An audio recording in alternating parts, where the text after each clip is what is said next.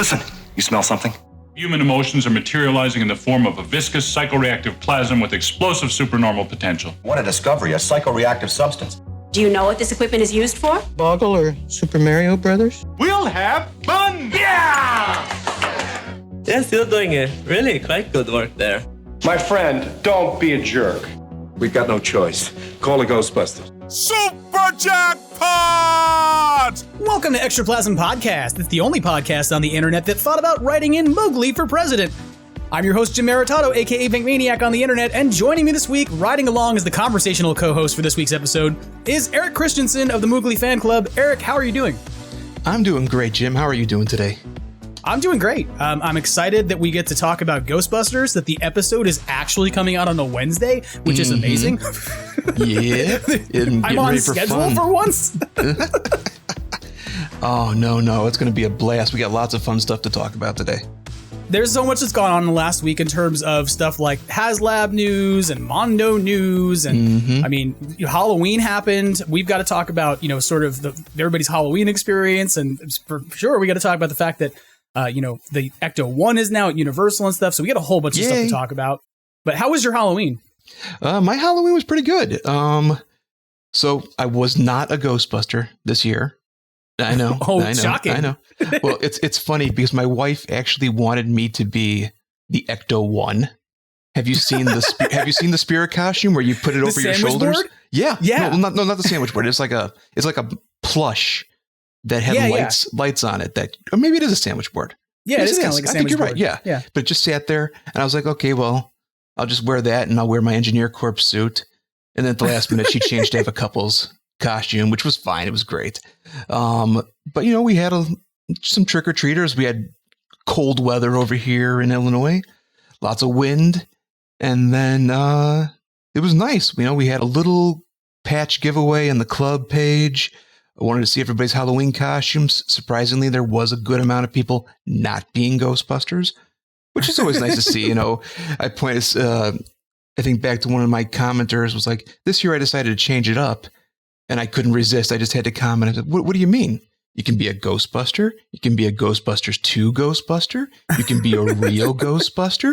You can be an Engineer Corps Ghostbuster. You could be a lab coat Ghostbuster. You could be a white lab coat. You could be a ghost. The possibilities are endless. But overall, it was great. How about you? Oh, I was thinking when you said this, it was kind of funny because we every year decorate our house for Halloween, and this year we got it done a lot later than usual because of all the things going on in my life. But for all the same reasons that the podcast has suddenly become a regular, so did the decorating of our house. And we're kind of known in the neighborhood as being the Ghostbuster house. Like we have Stay Puffed Up for a month. We have ghosts on projectors in the windows. And so like there's a loop of ghosts that runs every 5 to 6 minutes in each of the windows of the house and stuff. And so we didn't get a chance to put it up until like the week before Halloween.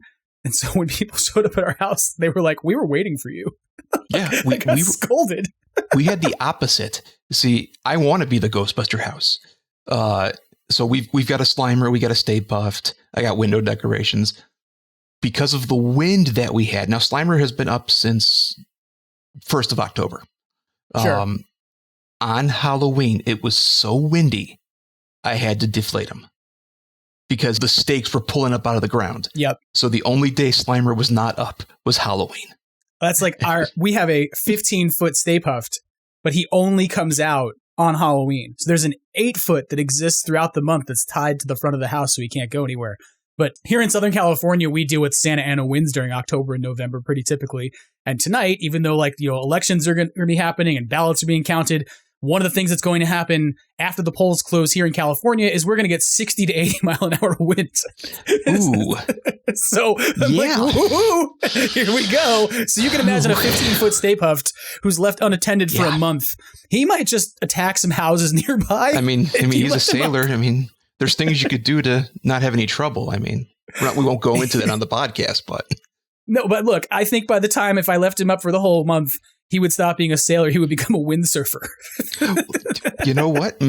It could work. It could work. What if you took him? See, this is why I miss blow molds because they were a little bit sturdier and stuff like that. Yes. What if you had a blow mold Stay Puffed and you just put a different hat on him, put a Santa hat on him, little turkey get up, have some fun with it. Then we wouldn't have to worry about everything. blown away. If you want to see a crazy blow mold style thing, go check out David Miyakawa's Instagram page. He's the guy who was on the podcast a while back who works for Ripple Junction and designs the Ghostbuster shirts. David 3D printed like a full-size Slimer costume that is like looks like a walking blow mold. It's all made out of plastic. It's amazing. That sounds comfortable. And what's funny is I got to see the design of this as he was making it. He was sending me pictures for weeks like, hey, this is how far I am. And I think he dresses the Ghostbuster. His partner wore this big hollow plastic Slimer body like blow mold thing, which is pretty amazing. So folks out there haven't seen it right now. It's very, it's amazing. It's so cool. And I wish I had time to do cool stuff like that. I know. I wish I had the space and the money for a 3D printer, because when I see people designing stuff like this, I see Jason Fitzsimmons printing stuff all the time. And I'm like, why do I go out and buy things? I could just make them at home. And I just butter up to the people that have them. Hey, buddy. Yeah. That's what you got to do. You got to make friends with all the people with 3D printers. That's everybody's, that's the hack of how you get your stuff for cheap, I guess. Yep.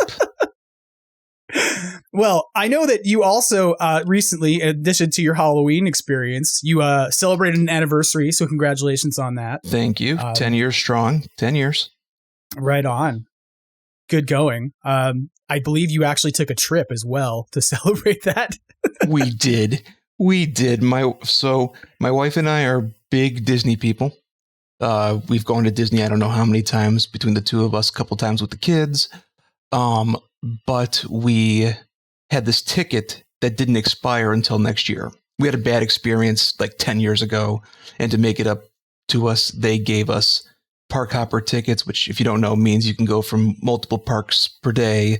Obviously, it's in the name, but it was going to expire. So we said, we're going to save it and use it for our anniversary.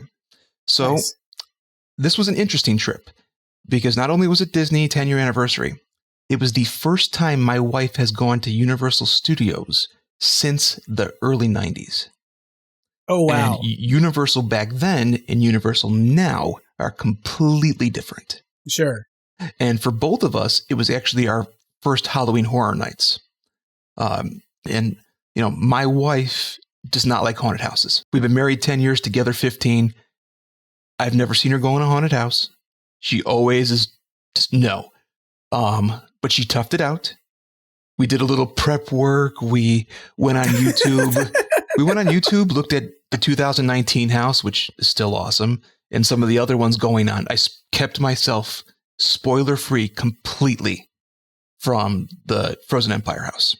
Didn't see a thing of it. Except for the fact that you'd seen the movie. Yes, except for the movie. Yes. You're like, I didn't want to ruin the Halloween experience, so I've never watched Frozen Empire. Something tells me we might have seen it. I can't remember when. We'll talk about that anniversary next year too. So I went there with as fresh of a mind as I could. We got there. It was all decorated nicely and everything. When it came time for the haunted house itself, it was pretty good. I mean, I got a little emotional seeing Frozen Empire, or seeing Ghostbusters in Universal. As you know, it's my thing. It's my little niche. Yeah. That's why I'm like, this is for folks out there who don't know this about Eric. Besides the fact that he is the person who runs the Mooglie fan club, like, you are deeply invested in the Universal lore. Like, it's something that you really care about as one of the like niche things that is yours. And I think about, whenever I think about Universal, like, who's the person to talk about that with? It's like, you are absolutely the guy, because you know more about it than anybody else. And you and I both have chased down Universal Stay Puft plushes, but you have them in 3 sizes and I only have them in 1. I'm also, crazy. So that's okay. Let me go back a little bit. So I design patches and things like that, and I've done some Universal work in the past. I've got my black and neon colored patch, some of the recreations of stickers and stuff that they had back in the day. I brought it all with me. This time I finally remembered to bring it on a trip with me, and did a nice photo shoot in front of the firehouse. Tried to get some in front of the Jimmy Kimmel building, which used to be the old paranormal store. It was a hard one to photograph, But I also took a photo of the pin I had worked on with Chibi fans for a recreation of the firehouse facade, which is still up right now. There's a roller coaster going through it, but overall the building is still all right there. And I got a little choked up. You know, I'm looking at this pin that I've been waiting years to put it up next to the firehouse. And there it was right there. So first off, that was a lot of fun. And then that's pretty cool, right? Because like you and AJ collaborated on that pin, right? And it's like, it's one that when it came out, a lot of people were like, this is really amazing. So to be able to like hold them up next to each other, it's kind of like almost coming full circle. That's great. I mean, I don't know if you got a chance to see the photo I took next to it and everything, but I was proud of myself for the amount of detail that not only AJ was able to get in there. So shout out to him. Then available on gbfans.com shop, but, go spend money. Just the amount of work that went into it and that we were able to get that part of the project off the bat. Because I can't remember how many firehouses we did, but it's always one of my favorite ones. So again, we got to do that. We got to try the food, got a chance to try the mini puff s'more, and it wasn't bad. It's your standard s'more, marshmallow, graham cracker, chocolate. It's definitely like an Instagram food, something that you want to say, hey, I ate this, hold it up to your head, you take a photo and eat whatever you can out of it. We tried the Garaka drink, the non-alcoholic one. Little sweet for my taste, but again, it was good. We didn't try the corn dogs. I'm not gonna lie. The whole thing with the cheesecake and the Frito, the bugles and blue sparkles and stuff like that. It's like the only food that's made bugles relevant in the last like 15 years. Yeah. I mean, it was great to see the Ivan's facade, and every haunted house area kind of had their own themed food. And for Ghostbusters, we had basically a mini firehouse. It was just completely iced over. Picture if you took the firehouse and chopped off the window area of it and then moved the roof down. Right. It was great. It had mini puffs and Slimer on it. And then we had Ivan's grocery store, which again, any tribute to Ivan is, aces in my book. Decorated I'm still really upset, nice. Though, that doesn't have pastrami sandwiches. I said this a while back that like one of the things that his father told him, right? Like that he talked about this over the years, that he thought when he was at McMaster University about just being like, I'm going to open a sandwich shop. And he like told his dad this, and his dad was like, well, you could do that, Ivan, but I don't think there's enough magic in that for you. Like was the quote he always would say back that his dad told him. So if he like, there's an alternate universe in the quantum realm where like Ghostbusters doesn't exist. And instead there's just like Ivan Reitman's amazing pastrami sandwiches. Yep. And right next to that one, there's a world where Ghostbusters do exist and they're haunting Ivan's sandwich shop. Yeah. If you're going to talk multiverse, we got to have all the variants. Yeah, for sure. But Universal's a fantastic place. We also got to see the epic movie parade. This was brand new for this year. We were lucky enough to get there about an hour before it was going to start. And that's another one: Back to the Future, Jaws, Minions, Trolls, Ghostbusters. And we actually got to, my wife and I just parked ourselves down in a good spot and watched the parade. And it was amazing. That was. Did you see it before or after they introduced the Ecto-1? Oh, it was before the Ecto-1. So ironically, the Ecto-1 comes less than 2 weeks after I'm back home already. Which is, I was sitting there like, oh man. Because, we gotta go back. I was telling my wife, I'm like, oh God, I hope they keep it. I hope they keep it. And all my buddies in Florida are like, dude. I'm like, yeah, I know. I've got this picture up on the mantle of me and my grandmother next to the original Universal 90s Ecto. That's awesome. And just the fact that we saw it there that was great. But even the parade float that they had for Ghostbusters was done so well. It's got the Gozer's Temple set up. We've got 2 Ghostbusters up on there fighting Gozer. Gozer's all kind of like creeping around, swaying. Look, in costume looked great. There's slime around the back. The library ghost. We got Janine, Lewis, Egon, Ray, Winston, Phoebe, Trevor, all there. I mean, that's a lot of effort they put into it. Yeah, for sure. I mean, and then add the car, which we're going to talk about in a little bit. And then the car comes in, and it's just, oh my God, which also makes Ghostbusters the most prevalent thing in that parade. Oh yeah, the car will do that. Yeah, I was going to say Jaws was my favorite float wise, just because of the shark and everything. But now that the car is there, it's more Ghostbusters than it is everything else. Yeah, I imagine. And it's separate. Yeah. It's like I said, we'll talk about that later. But the haunted house itself. We got in there. We waited about a half hour because we jumped right at it. Plus my wife really wanted to get it over with. So they put you right through the middle of Ray's shop. You enter through like a little entrance way that looks like the sidewalk. You go in through cool. Ray's. You got a actor that's looking like Ray, kind of, waving his hands around, talking about the death chill. You've got a podcast in there who's swinging around the mallet. You've got scenes in the engineering corps, the Research and Development Center. There's mini puffs all over the place. Somebody had fun while they were doing that. Oh yeah, I'm sure. Yeah, because they're all over the place, There's traps, there's meters, there's pack parts. It really looked like in Afterlife, Egon's cellar. They really did a good job of making it almost look like that. It was dirty, but it looked realistic. That's cool. They have this amazing scene, and it caught me off guard. I got about 3 jump scares that they got me with. And one of them has Phoebe laying in a tank, when she separates her spirit from her body. Yep. And I got my head right to that glass. I'm like, is that a person or is that a mannequin? And I start to back my head up, and all of a sudden, boom, a person walks out as Ghost Phoebe. It scared the crap out of me.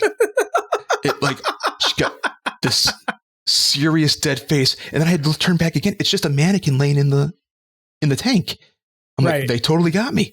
I thought it was going to be a person that was just going to stand up and be like, hey, let me out or something like that.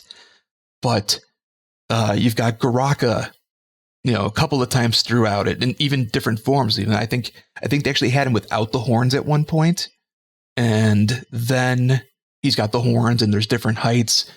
They did a fantastic job with the Manhattan Adventure Society. Sure, yeah. They got the frost on the room. They've got the record player cranking with the hand. And it's only one actor is actually an actor in that room. There's frozen mannequins all over the place. And one guy was, all of a sudden, with the chant going on in the background, they've got a possessed ecto, the red lights on it and everything. It looked fantastic. They've got the beams shooting across. I like that. I don't think that's mine. I'm pretty sure that might have came from Ectotech. I'm not 100% sure, but I don't want to take credit for Pizzecto because somebody said it to me and I was like, that's amazing. Whoever did it, you did a fantastic job.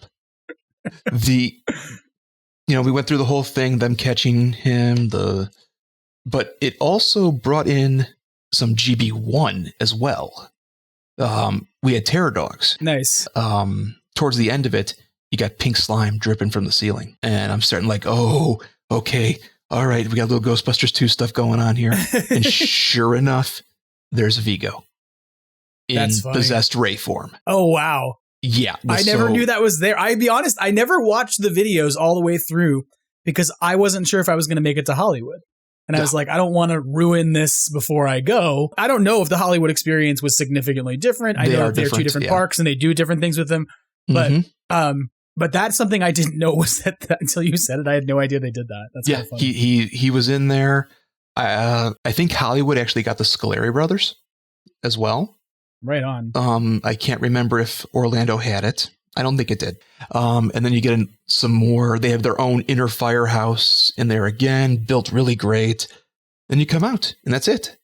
That was my wife's only haunted house that we did.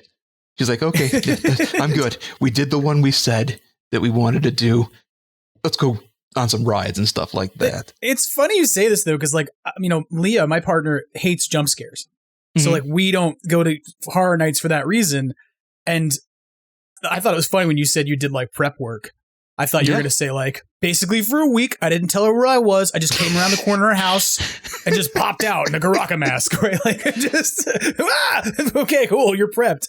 But I'm kind of jealous of you because on the last weekend that Horror Nights existed at Universal, I happened to go into Los Angeles to go see American Idiot at the Mark Taper Forum, which was great. It was like a production that was like hybrid for hearing people and for people who were deaf, which was totally cool. They like split the cast or rather doubled the cast and had people who were singing and people who were choreographing and dancing and doing sign language at the same time. It was really awesome and moving.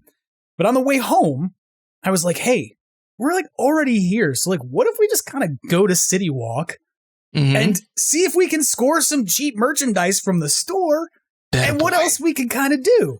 And of course, we got to Universal and it turns out that there was not a single stitch of Ghostbusters merchandise to be had left in the store. There was nothing left of Ghostbusters at all.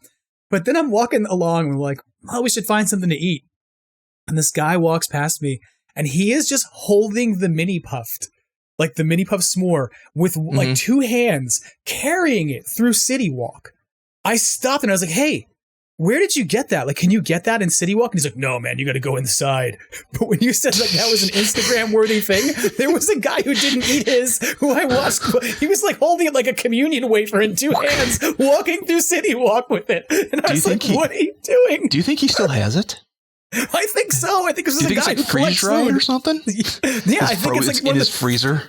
Look, you know that enough of us are out there who collect Ghostbusters food stuff, and I wanted to be like, oh yeah, are you taking this home to like save this for later? The one thing I think you've forgotten to talk about in the story is that you are actually like Universal legit now, are you not? Because like that parade has kind of pieces of Eric Christenson in it that people may not know about. Get this goofy smile on my face now.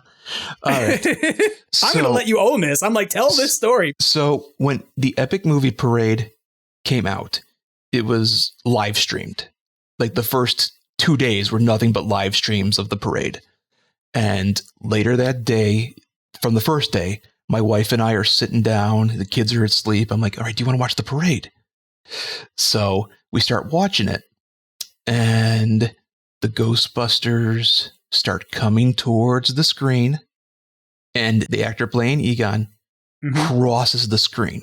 And I jump. And my wife's like, what? I pause it. And I rewind.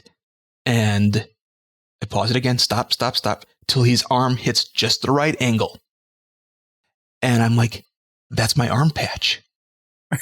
And she's like, what? I said, that's my arm patch. She's like, how do you even see that? I'm like, I know because I spent so much time doing it. You know, it's a unique patch that was made by myself and AJ Quick of, GB fans as an alternative to people who didn't want to have like a Venkman patch or a Zedmore patch or something like that. This was a more unique take or a more generic take on the idea of screen accurate. Right. But, the shape of it and everything used parts of elements from the other patches to make sure it still fit in the same family.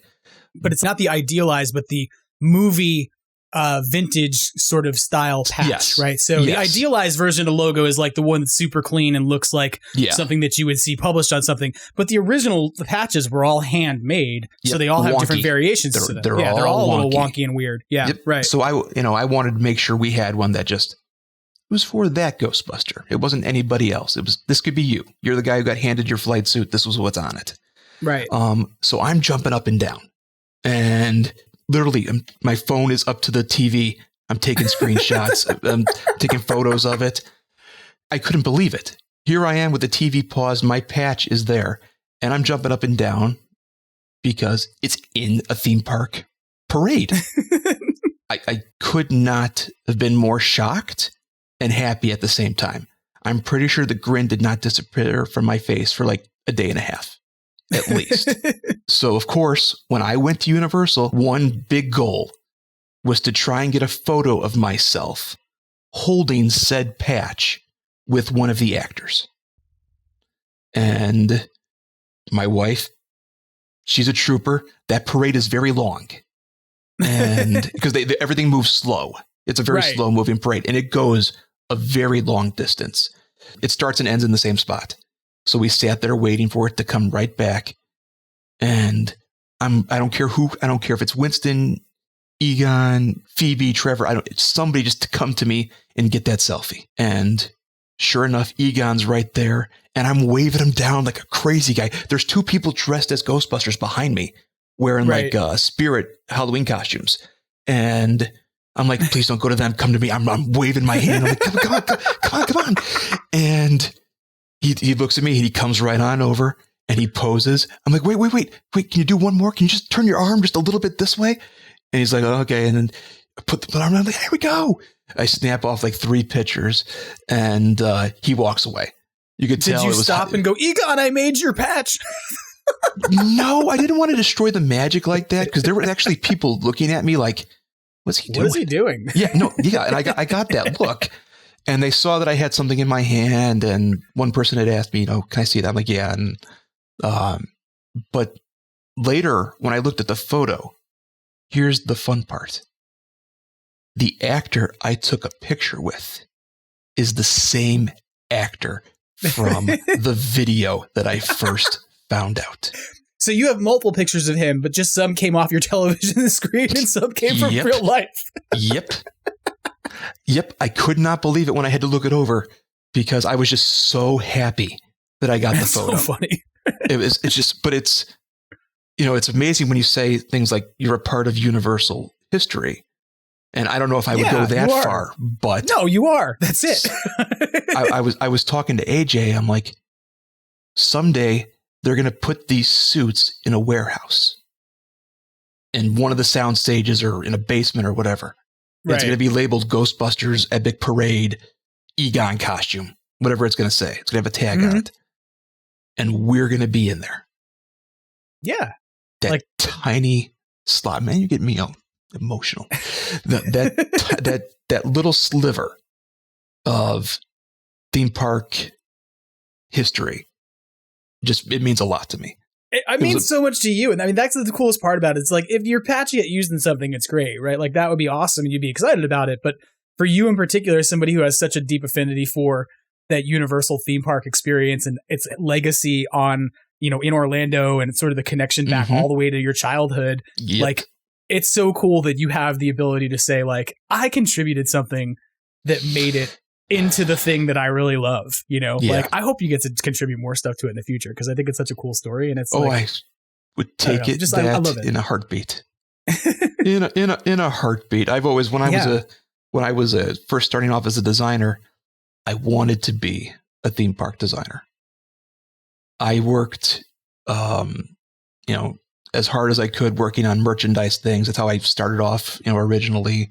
Right. And when I started growing like an online persona kind of thing, just as myself, before the club and all of that, I was actually designing theme park merchandise by just fan art, concept art for myself. Yeah, exactly. Just to flex the muscles a little bit. And eventually, if I ever got a shot, to have a little bit of a portfolio. But like I said, the smile on my face would have said it all. My wife has me on video. She videotaped me getting the selfie with Egon. And you have this in multiple formats. I love it. I do. You can relive this memory over and over again. And I know it sounds dorky and everything, but for that one moment, I was like, there's some pride right there. I don't think it's dorky at all. Like, I think that even when you think about the fact that, GB Fans has done a lot of work to provide things sometimes to production, right? Like to help get parts for stuff. And I think that's so cool that like things that fans make, like that, AJ makes, that you make, it's still like end up at this point being integrated into the mythos and the lore of like what we love. Like it's like this coming full circle of being like, I used to cosplay at home. I used to play and imagine I was a Ghostbuster. And now you get to contribute in some way to the actual stuff that's getting made. And I think it's fantastic. Yep. So and congratulations to you on that, as well as your anniversary. Yes. And just to touch on that, GB Fans did provide a lot of the stuff for the parade and for the haunted house. I forgot to mention that I did find my patch in the haunted house as well on the Busters. So I thought it might have been just for the parade, but pleasant surprise here and there. Nice. But thank you. I'm glad you had an amazing trip to Florida and to Horror Nights and obviously to Disney and everything, that you got to celebrate with your partner, that you got to finally cash in on your park hopper tickets from 10 years ago. They finally did you right after doing you wrong over at Disney, which is great. And I'm so glad you get to have a legacy of, what's going on with the Universal Parade. We have some Universal stuff to definitely talk about when we get into news. Mm-hmm. So why don't we do that? Why don't we jump into some Ghostbusters headlines? Still making headlines all across the country, the Ghostbusters are at it again. Today, the entire eastern seaboard is alive with talk of incidents of paranormal activity. Phone-in topic today, ghosts and ghost busting. Extra plasm, read all about it. Ghostbusters headlines coming at you. The top of Ghostbusters headlines, we should probably talk about some official things. And one of the official things that's happened over the last week is that the Ecto-1, as we've been talking about, has made its return to Universal Orlando. Although, the Ecto-1 in spirit did. It's not the same car that they used to have in Orlando. I think that's long gone, rotted away, and disappeared somewhere, or has been restored by somebody. I'm sure someone will write in and email me and correct me about how wrong I am about that. It's okay if you do. But they do have their own Ecto now over at Universal Orlando. We do not have one at Hollywood because we suck. But they do have a parade. You said it. I said it. But there's no parade at Hollywood, right? There's no giant mega movie parade going on over there. But the mega movie parade has basically completed finally now the Ghostbusters arrangement, and the Ecto-1 returned to Universal Orlando last week. If you've seen these pictures, it's really interesting the take they've done of the Ecto-1 from my perspective, and I'm wondering how you feel about this. But they took a car, which is, I understand it. I'm not going to divulge whose it might be because I don't know if they really want to know. But this is a car that existed in the fan community for a while. I had several people point this out to me by pointing out photos of bodywork to say, I think this is this car, and message me about it, which was really funny and awesome. And shout out to those of you I had conversations with about this in the last week because it was kind of fun to play Ecto-1 mystery. But this was a car that existed in the community and was a finished Ecto that they apparently have acquired. And then they did some retrofitting on, which I'm sure will be, for some people, like, what'd you do? I'm clutching my pearls.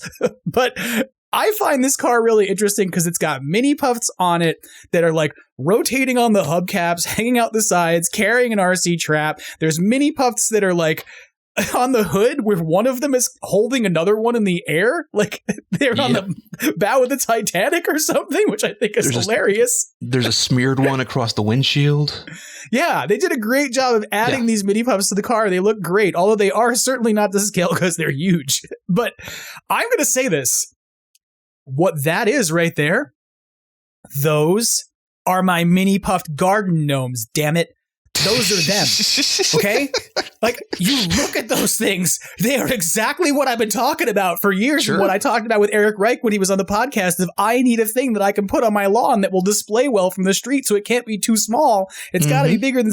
These are them. I'm like, okay, I'm done. So whoever made these over at Universal needs to take the molds, and they just make molds of them and release this in the Universal store. You can just sell it right in the Universal store. I will come buy it, but you can't not have it in stock when I come all the way to City Walk because I want these things. No, so you got to pay to get into the park. You go to City Walk, it's like they just look at it. You can just. Do you have any idea what it costs to park at Universal just to go to City Walk if you go before 5 o'clock? Here in California? I don't know. What's California? I'll tell you Universal. I'll tell you Orlando once you tell me California's. $35. You want to park your car to go have a meal at City Walk before it's 5 p.m.? It's $35. We went after 5. We got so close to the park. It was 4:45, and I looked at Leah, and I was like, we're just going to drive around 15 minutes. I refuse to give them $35. That's not happening today.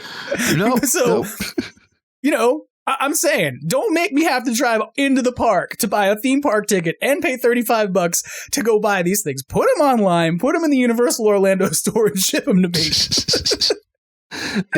It's funny because somebody pointed out the size of the mini puffs.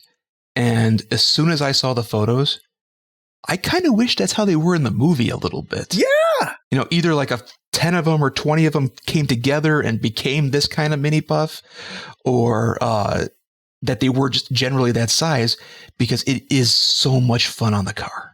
Yeah, and it would have made more sense, like, if, and this is not a slag at Afterlife at all in terms of how the mini puffs are used, but like, imagine a context where, like, as opposed to 10 little teeny tiny things are attacking Podcast, 10 of these things are attacking him. It's like, that would be much harder to fight off. Like, it would be kind of more difficult and add some depth to it or rather scariness to it, in the sense that they'd be more like gremlins in a way. Yeah. Right? That, like, they're like Mogwai sized. Yep. I could see him like rolling down and being like a bowling ball, like rolling at him and stuff like that. Oh, yeah, that'd be fun. The other thing they added to this car was a gunner seat. And so now the Phoebe actor is actually riding in the gunner seat as opposed to marching in the parade, it seems. Yep. Which is interesting that they've got a ride, which is, I mean, that as an actor, you must be like, this is great. I don't have to carry this heavy proton pack. Yep. I could just ride along. Tell you, by the end of that parade, they were tired. I was every actor that came down, no matter what float they were on, they were tired. Yeah, I'm sure. Dancers, skaters, Ghostbusters. It's Florida. It's hot. Now, you know. Here's my one thing about the car. All right, lay it on me. This is a weird take on the Ecto-1 because it's essentially a take on the Ecto-1 that could only exist between Egon's Barn and Frozen Empire. It has no red racing stripe, but very good. It does have the Afterlife gunner seat. So if you think about this car, without the red racing stripe, without the drone trap, without any of those things, this is like the Afterlife Ecto that Winston had fixed up, but he just hadn't put the red racing stripe on yet. And I wondered, what was the choice there? Like, of all the other things they did to modify this car, to add things to it, what would have been the hard detail in extending the existing red into the hood, or just repainting not the whole car, but just that one section? I'm kind of hopeful they will. If they're going to take an existing car and change what car it is, then do that. Otherwise, it's this is this weird, still kind of 84 design Ecto, but also kind of not, that in a way weirdly doesn't make sense, because it's did it just not did the rest of the car get repainted and it got all of its nice white paint and new decals, but the painter went, I ran out of red paint. I mean, it's a good point, because it does have, there's the mini puff holding the RTV. Yeah. So that's with the car. You already said the gunner seat. I think they just at this point just wanted the car. And it is kind of if you think about it, it's kind of a throwback to the one from the 90s, because if you ever actually look at the one from the 90s, it was far from screen accurate. Yeah. The body looked great and everything.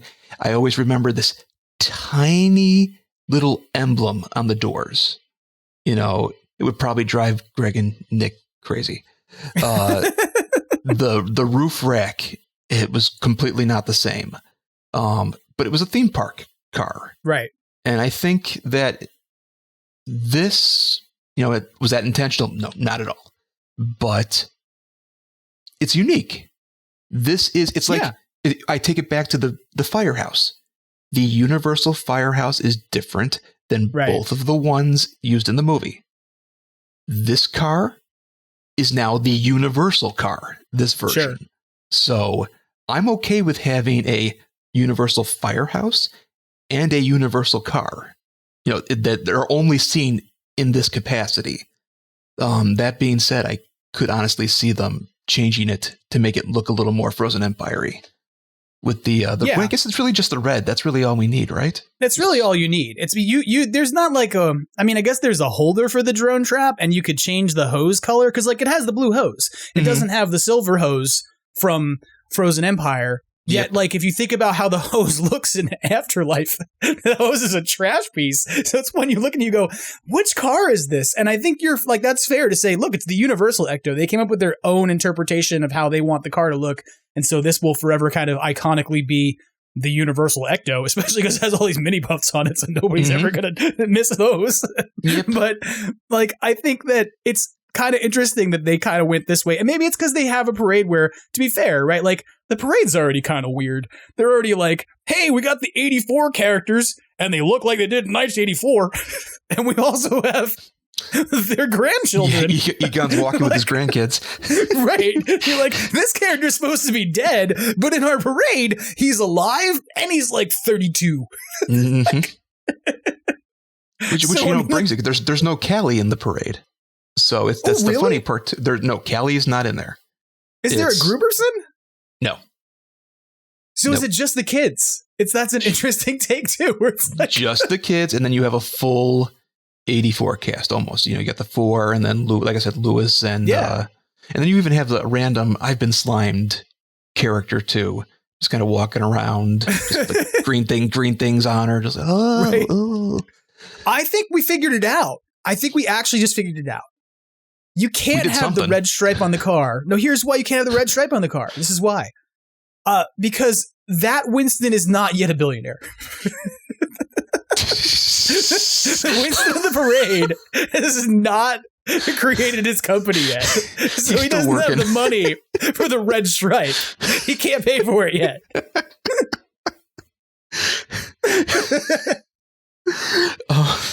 I'm going with this. This is my headcanon now. Yeah, that works. I will add this.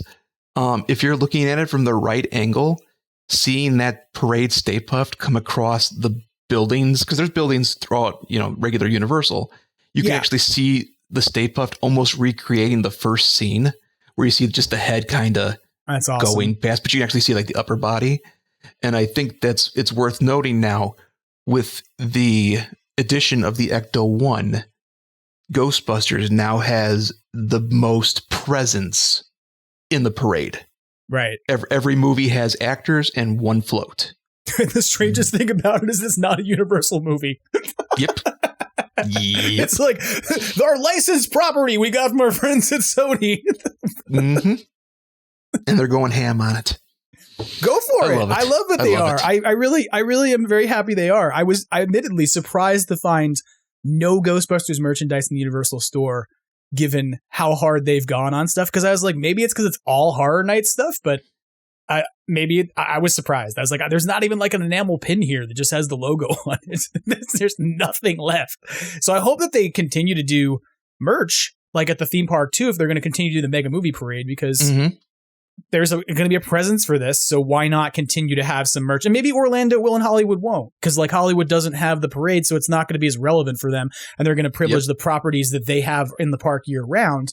But like the fact that the Mega Movie Parade continues after Horror Nights goes away, this is something that sticks around for a while and is now part of the regular programming at Universal, means that maybe we'll get to see some more Ghostbusters stuff on the horizon, more merchandise or more just pop-up events they do, because they spent enough money on all this stuff. They better get their bang for their buck.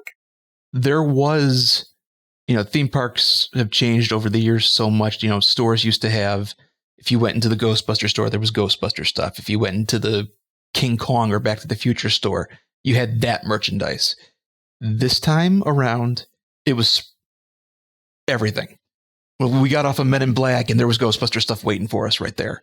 And right now there's the Tribute store that's from the summertime, the old like Blockbuster movie store kind of thing. That still has Ghostbuster merchandise. I almost forgot about it while I was there. And but don't worry, I got in there and I bought stuff. And then of course Horror Nights is disappearing right now and all that stuff's coming down and that merchandise is gone. So there is technically still going to be some kind of merchandise. And then little nerd moment, for the last few years and a little bit longer, they've had a small section of Ghostbuster stuff in like 1 or 2 stores in the park. There's like a Rewind movie store. I wish I could remember the name of it, but it's dedicated to all these different movies and properties. And it's basic stuff, some t-shirts, some Hasbro stuff, things like that. I saw Plasma series all throughout the park. Oh, it's hilarious that's like a thing now too, is that like Plasma series props and figures and all kinds of stuff for just like, hey, this is easy enough for us to implement. I mean, even like Wonderverse, right? Like Wonderverse is, they're using the Plasma series packs on the walls and stuff, right? So still waiting for you to get over here for that. I know. Especially now that like after our friend Bob over Windy City Bob after dark did his event over there. He told me recently that he's like, the next one of these we do, you should come out.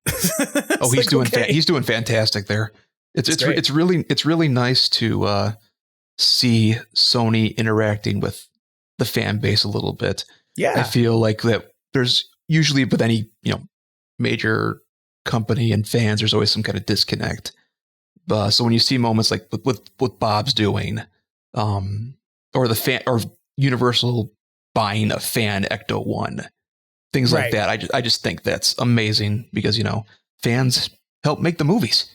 It's all contributing it back, right? It's like there's all this stuff that kind of shoots back into this ongoing circle of stuff that we love being sort of improved by people who love it. And I mean, you even see that in the movies that have come out recently of the number of people who loved Ghostbusters as a kid and are excited to work on it, So, and when they were making the movie in 84, like nobody knew what it was going to be. And now you have people who know exactly what it was and they love it. So it's really cool. I'm really glad to see the Ecto 1 back there at Universal.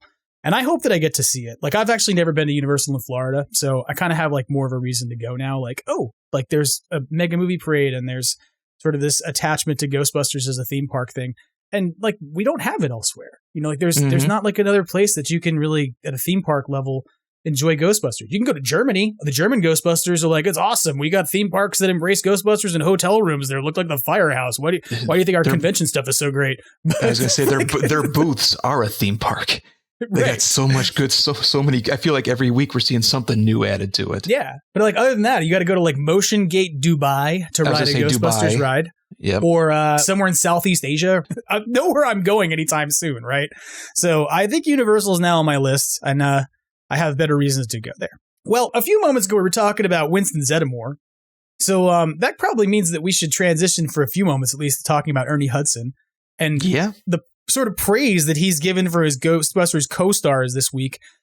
Back, talking about before Winston was a billionaire, when Winston was just kind of a character whose lines were getting handed off to other people, unfortunately. Yep.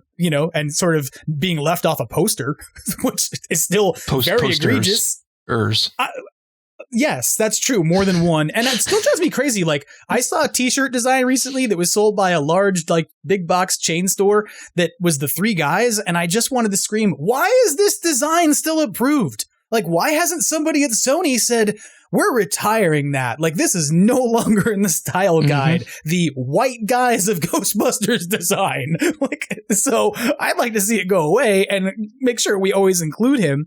But he talked this past week. He was at Rhode Island Comic-Con and he was addressing the idea with People Magazine in an interview that he was essentially saying that he really appreciated how much his co-stars fought for him and made sure that he was given the ability to come back and do Ghostbusters. And he said this really direct thing about Bill Murray, which he said, Bill Murray is the only actor I think I've ever worked with who, when they tried to get him to come back and do another Ghostbusters, remember, it was about 20 years before we came back with another movie after doing the second movie. But Bill just basically said, if Ernie Hudson's not in it, I'm not doing it. Like, that's a strong statement. Which is like, that's it. Like, you found my 800 number. You got through all the hurdles. But I have one more hurdle for you, which is that if my buddy Ernie Hudson is not in this movie, then I'm not doing a movie. And so he went on to say, I love all the guys. They're very, very supportive. And I think that's like so great because he's now, from my standpoint, like so much the face of what this current moment of Ghostbusters is. Talking to us as fans. Like, not, he's like, to be clear, like, he's not the face talking to a 14-year-old kid. Like, that's Finn Wolfhard and McKenna Grace. They are absolutely the faces talking to the next generation of fans. But sort of that person who's been there and representing the franchise, like, even where he was like, I'm going to do conventions because I'm paying my bills and I'm going to do what I'm going to do. Along the way, he was always very open to fans and always an awesome representative of the franchise.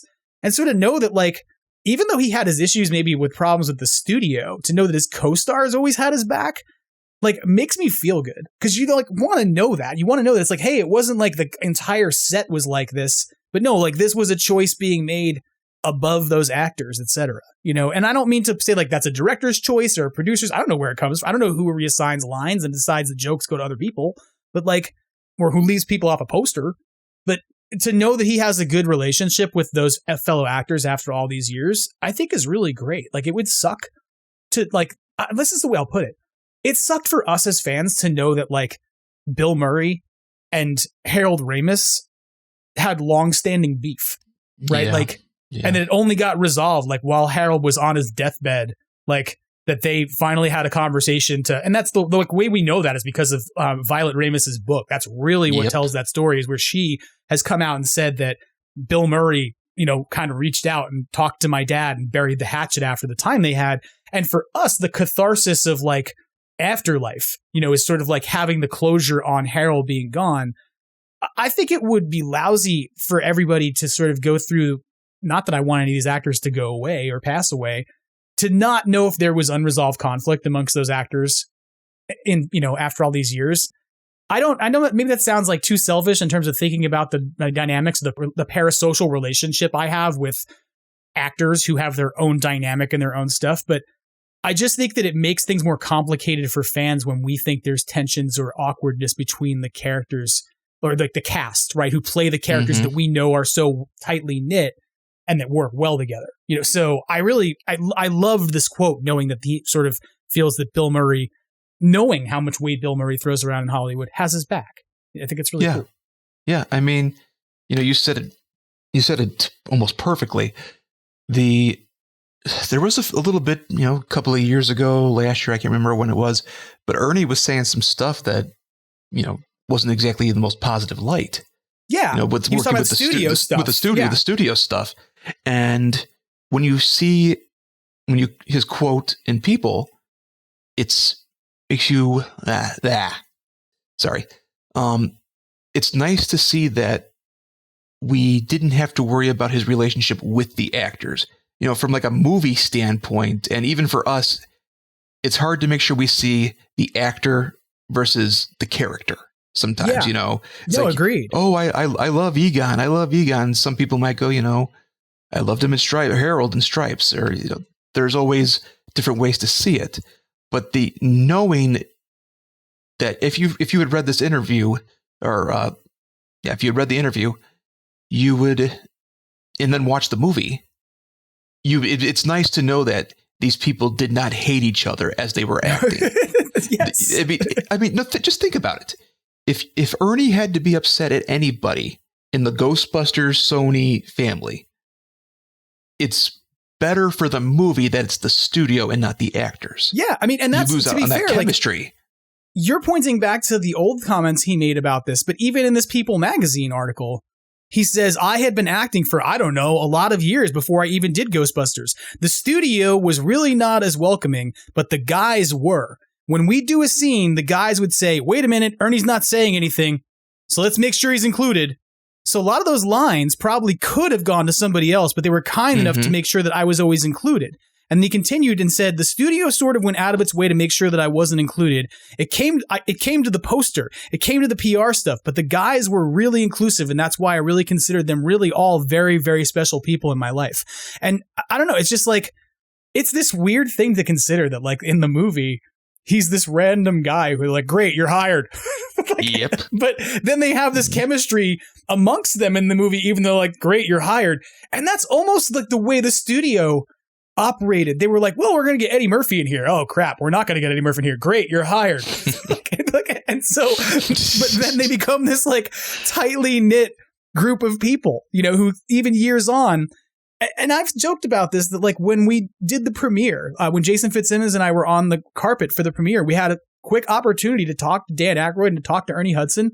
And Ernie Hudson was overwhelmed by the fact that AJ Quick gave him a pin that looked like the Zedmore Industries pin that you made, right? Like, as another piece of life that went back into a fan life that went back into Ghostbusters. He was overjoyed by that. Like, he called his wife over from across the carpet and was like, come here, you got to see this. Like, check this out. And then he had her, like, pin it on him so he could wear it. So if you look at all of his photos, he's wearing the blue suit that he wears in the movie, and or a very similar one, and he's wearing the Zedmore Industries pin the whole time. And when Dan Aykroyd was talking to us, we said, like, you know, what's it like? Where is Ray at this point in his life, etc.? And he was like, well, we all have this man to thank here for saving us, and turned around and grabbed Ernie Hudson and pulled him over to come, like, talk to us. And I was like, this is so funny. I don't know if we're talking to Dan or if we're talking to Ray. Yep. I'm really not sure who we're talking to right now. But I do know that these two men who are gotta be like, they're in their 70s, right? Like, their 60s and 70s have so much love for this franchise and for each other that they were just like, hey, we're two excited brothers at our movie. Yep. And it's so cool. Like, and so I don't know. I mean, I've had that experience of personally, like, to sort of witness it, but to see it in print and people, to see him like sort of be like, yeah, these guys have always had my back. Like, any of the beef that's ever existed has been between me and the studio. This is really great. And at this point, I hope the studio has really recognized that, like, he brings so much value to what we do. Yeah. You know, like, to what they do. He's great with the fans and everything. I mean, everybody always said, Ernie's he's the nicest guy in the world. He takes his time. I don't know how many times I've seen him hold up a franchise patch, wearing franchise shirts to conventions and stuff, putting on his own suit that he brings with him for photo ops. He's been in, he was in Ghostbusting 911, the fan series. Yep. In one episode, made a little cameo. I mean, it's funny when you think about it, in what you just mentioned, Dan and Ernie. I think a lot of people always consider Dan to be like the face of the franchise. Right. But I would almost argue that, like, if you're going to call him the face, Ernie's kind of the legs. Yeah. You know, he's hustling. He is the only one that does the conventions out of the originals. But, you know, maybe he's doing it by choice or whatever. I don't know the reasons. I don't want to know.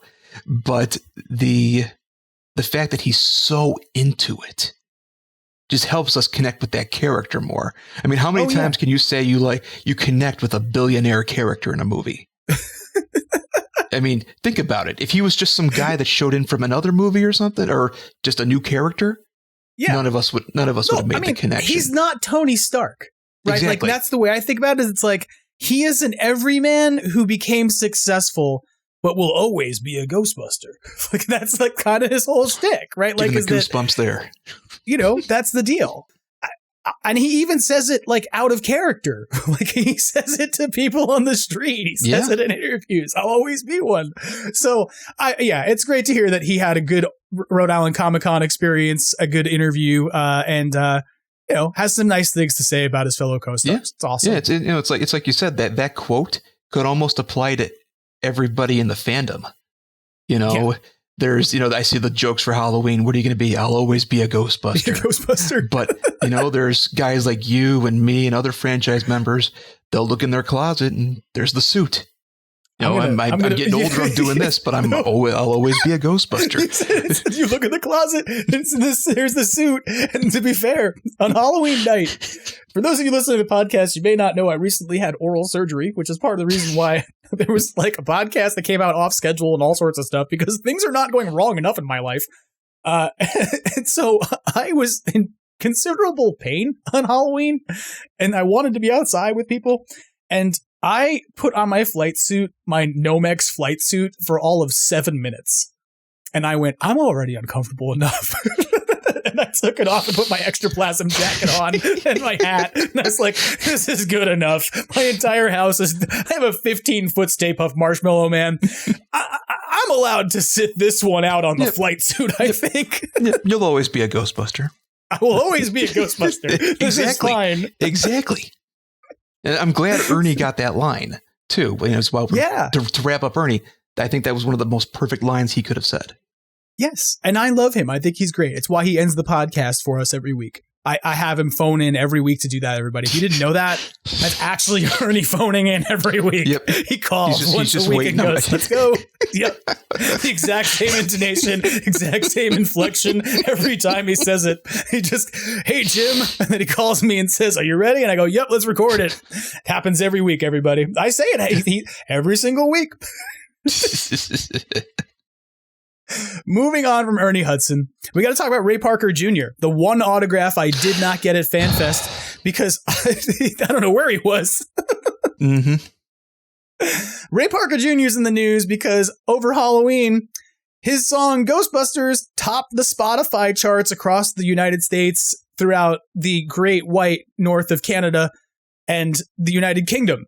So way to go, Ray Parker Jr. I'm sure that was helpful in helping to pay Ray Parker Jr. bills. Because every time that song gets played, Ray Parker Jr. gets its wings or something. But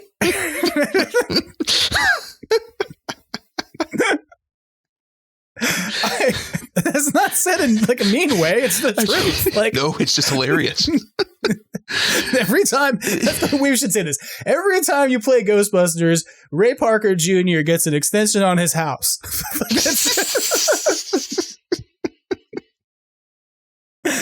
But yeah, he topped the charts with this song, which is just crazy to think about. That like there's not a lot of Halloween songs that I think about. Like there's the Monster Mash, right? Like that exists for sure. Yep. There's Thriller, without question. Like I think Thriller's played like crazy on Halloween because it's got like Vincent Price in it being all creepy, and so that's awesome. You've got like maybe Rockwell's Somebody's Watching Me was like another song that came up on my Halloween playlists, but that's even kind of a stretch, right? Like, yeah. So where do you go from there? It's like you could play This Is Halloween from like Nightmare Before Christmas. We can't say the C word yet. It's too early.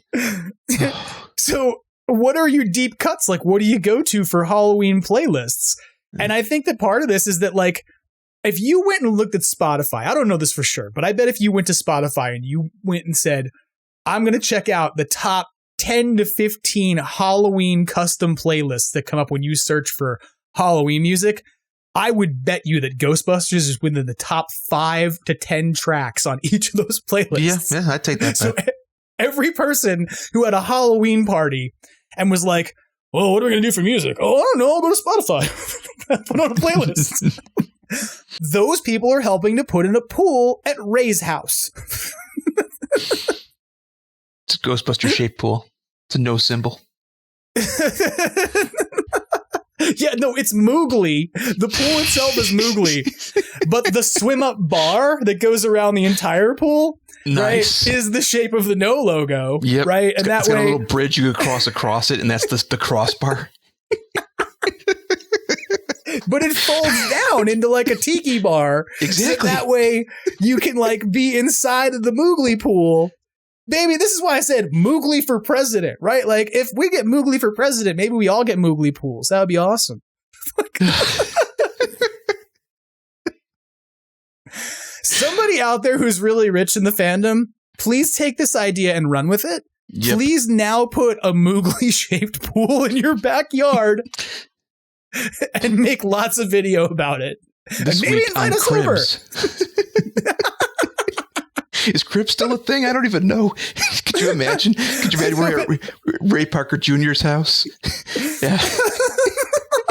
Ray Parker Jr. Cribs has a Mooglie shaped pool and a pink slime hot tub. No, he's mad about that one. They let Run DMC make the version of that song. He just got paid for the licensing. Right? He's just got a closet full of the sleeveless logo shirts. He's just ready. He's showing the guns and he's like, hey, everybody, I want to have a concert outside. I got 17 and a half minutes of Ghostbusters for you in a Bentley with It's a Small World. And if people out there don't know what I'm talking about as much as you're like, why are you ripping on Ray? I'm not. I love Ray Parker Jr. I love Ghostbusters, the theme song, but there is a hilarious video of him performing at like Disney World last year. I missed that. I was so upset I didn't get to do that. He goes from "It's a small world after all. It's a small world after all.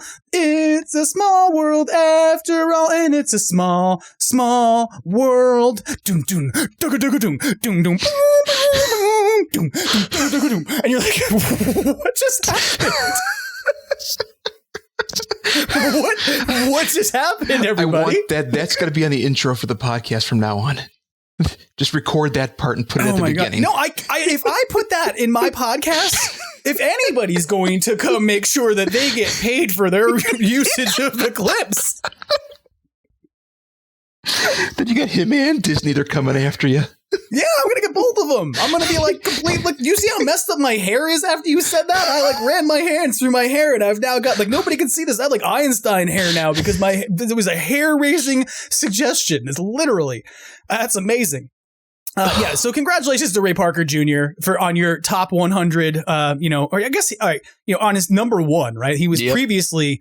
He had gotten onto like the top Billboard Top 100 according to Ghostbusters News at like number 45 last year for Halloween week, which is why I'm saying like I really think this is a matter of somebody putting this song into a playlist that came up really repeatedly.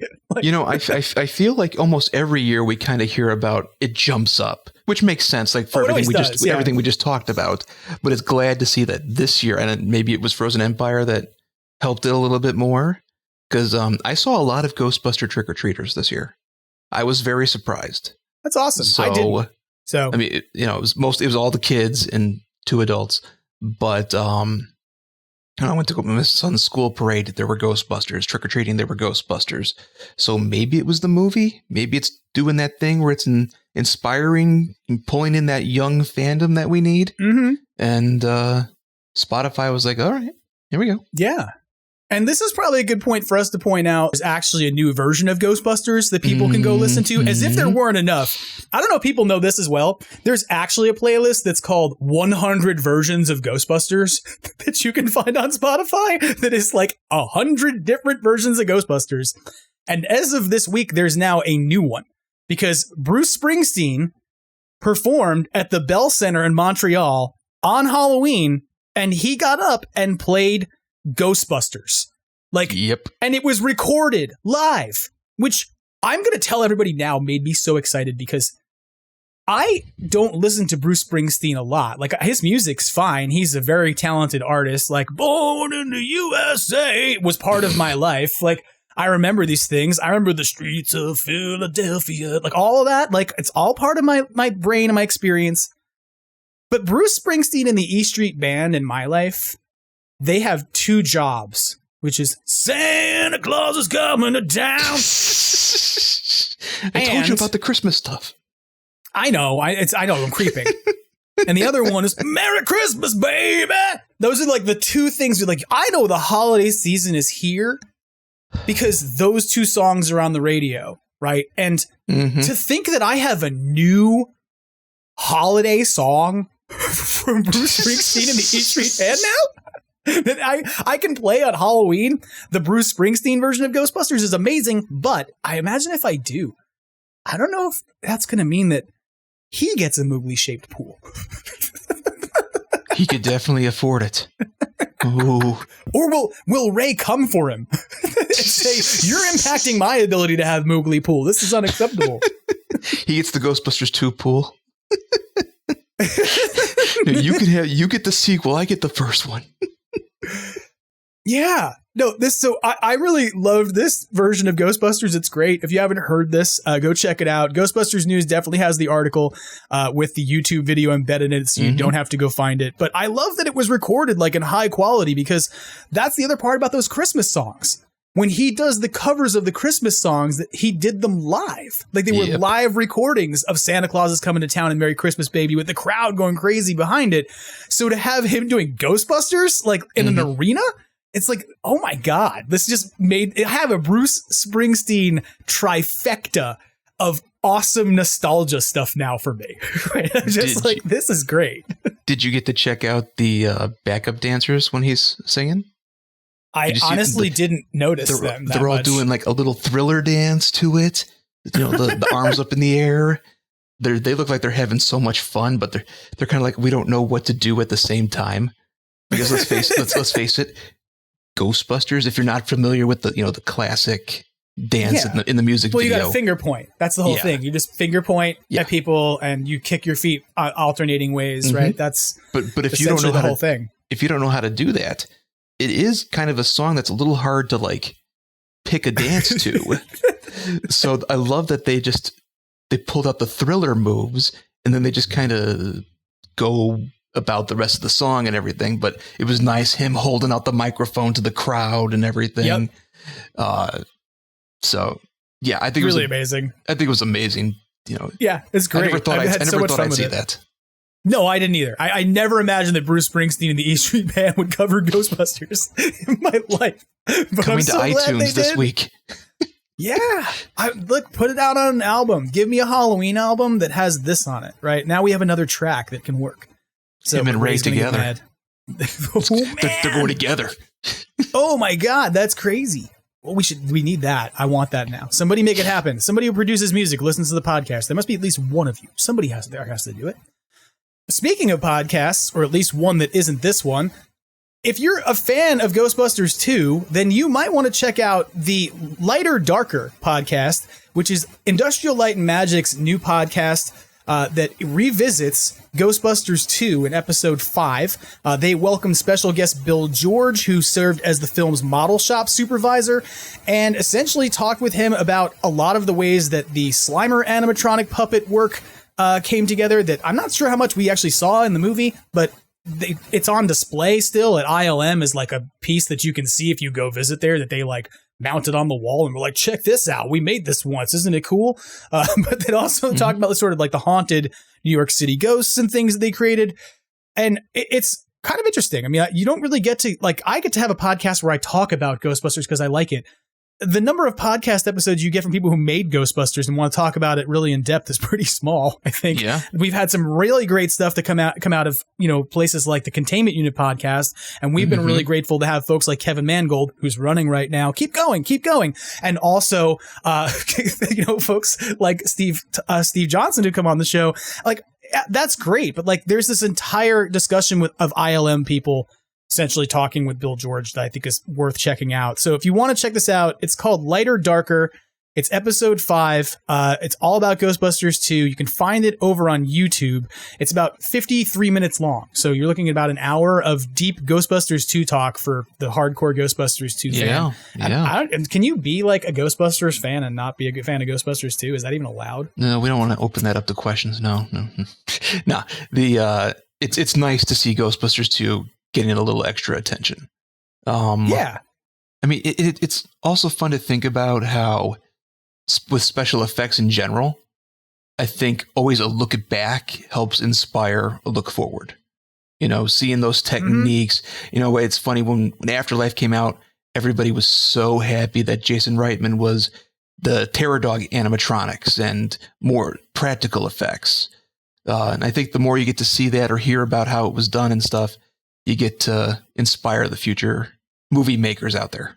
Yeah. And what's interesting is like when they talk about in this podcast, the idea that like they created this really complicated Slimer animatronic that could do all kinds of stuff. They had motors that would move the face and pulled the teeth out, and the eyes could bug out of its head because they wanted to have something that was between like real life and the cartoon. So they said, how can we make like an animated character?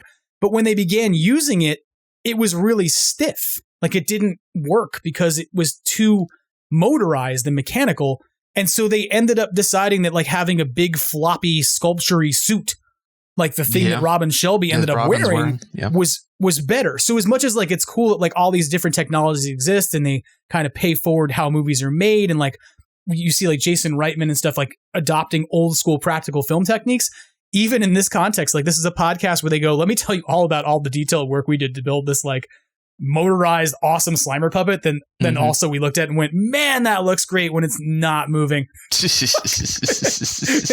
so I find that fascinating that there's like this 35, 40 year on discussion about what does and doesn't work, and it's just fascinating to me. So it's something to go check out if you haven't seen it already. It's really cool. And again, over on YouTube, it's called Lighter Darker episode 5.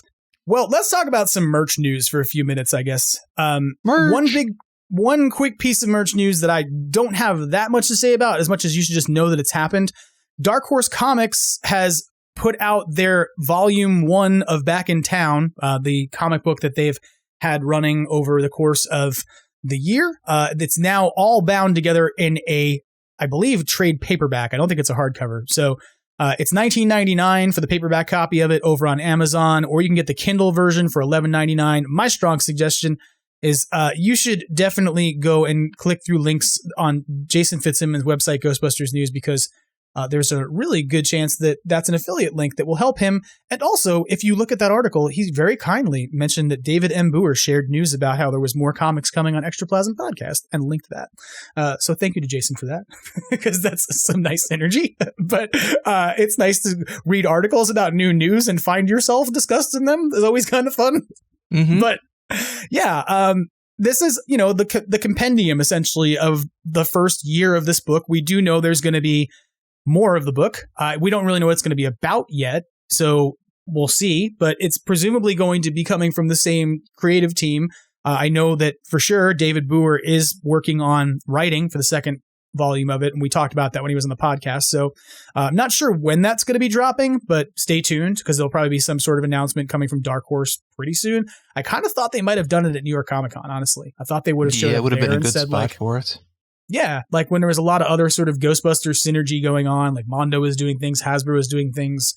And I've said this in the last few weeks of the podcast that, like, I kind of get the sense that New York Comic Con is almost like the home of Ghostbusters announcements now. Like, we saw the movie drop there, when Afterlife came out. It's kind of a place that Ghostbusters information has been disseminated in Q4 of the year, pretty reliably at this point. So I really thought they would do it then, but we'll see. Maybe we'll find out more, and we'll get an idea of what that's going to look like. So if you haven't picked up all these books and you want to get a really quick and easy way to sort of get through them all and keep them in your collection, that's a good way to do it.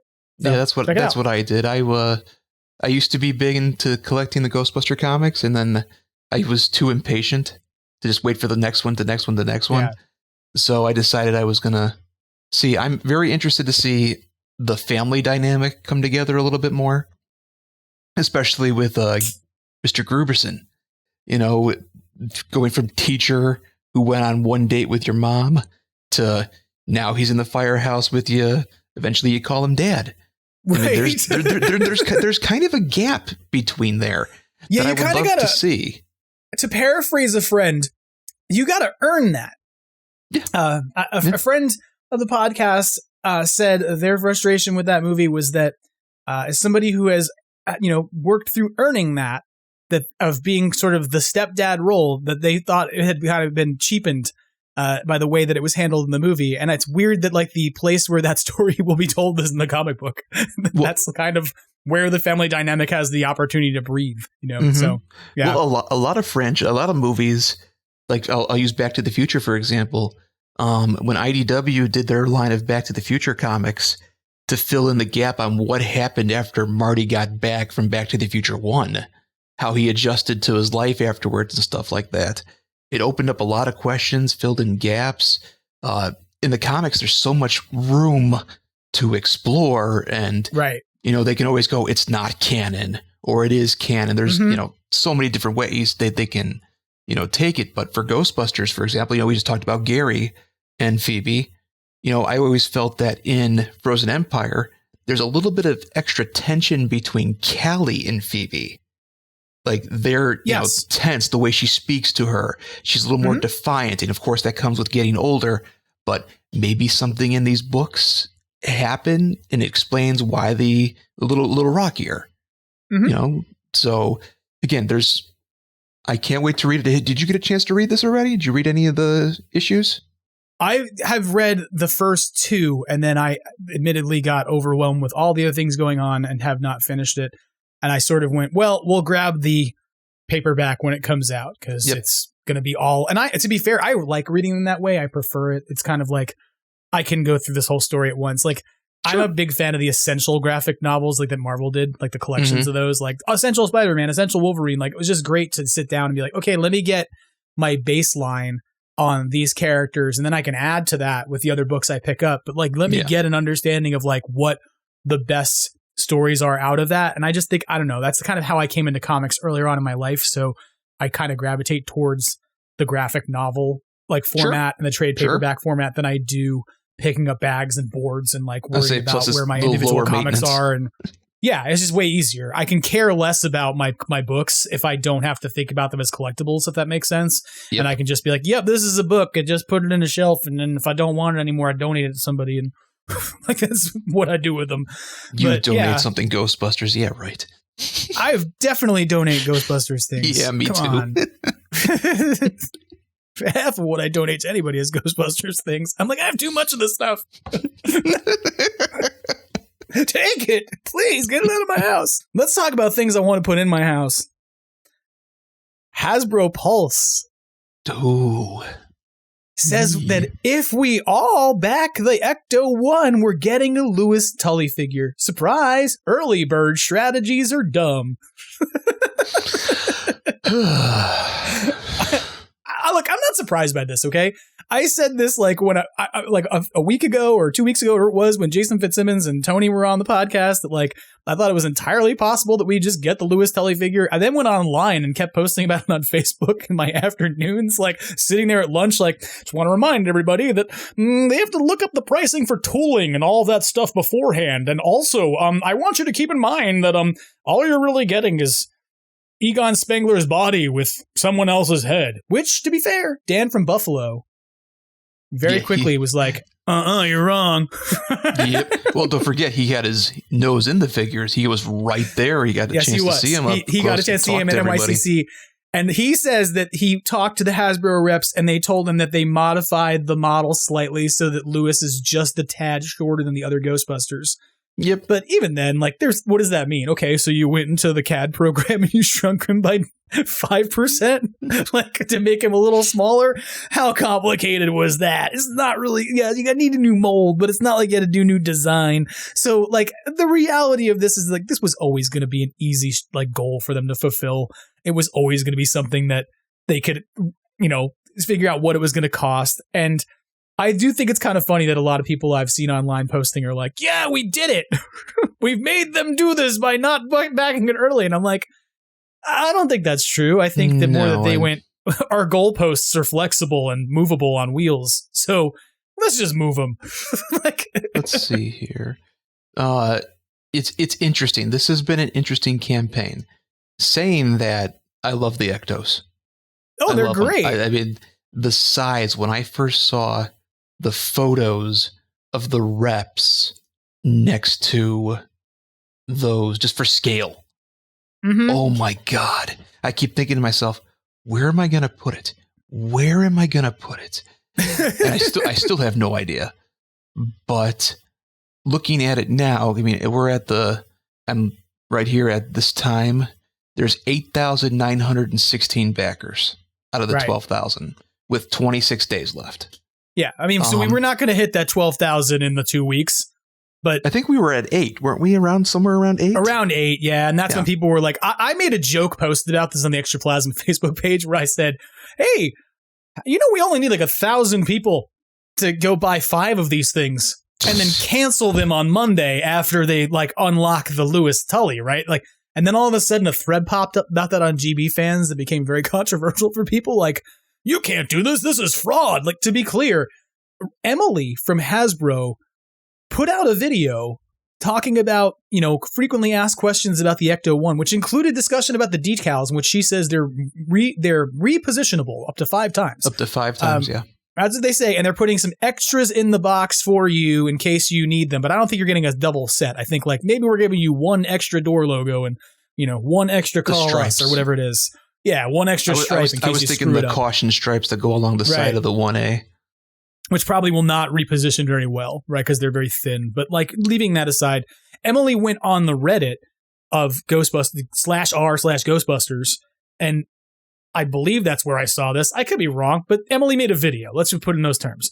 And the video went through all these different FAQs. And one of the things she says in this video explicitly and directly straight to the camera is, you don't have to pay anything for this until the end of the next 26 days.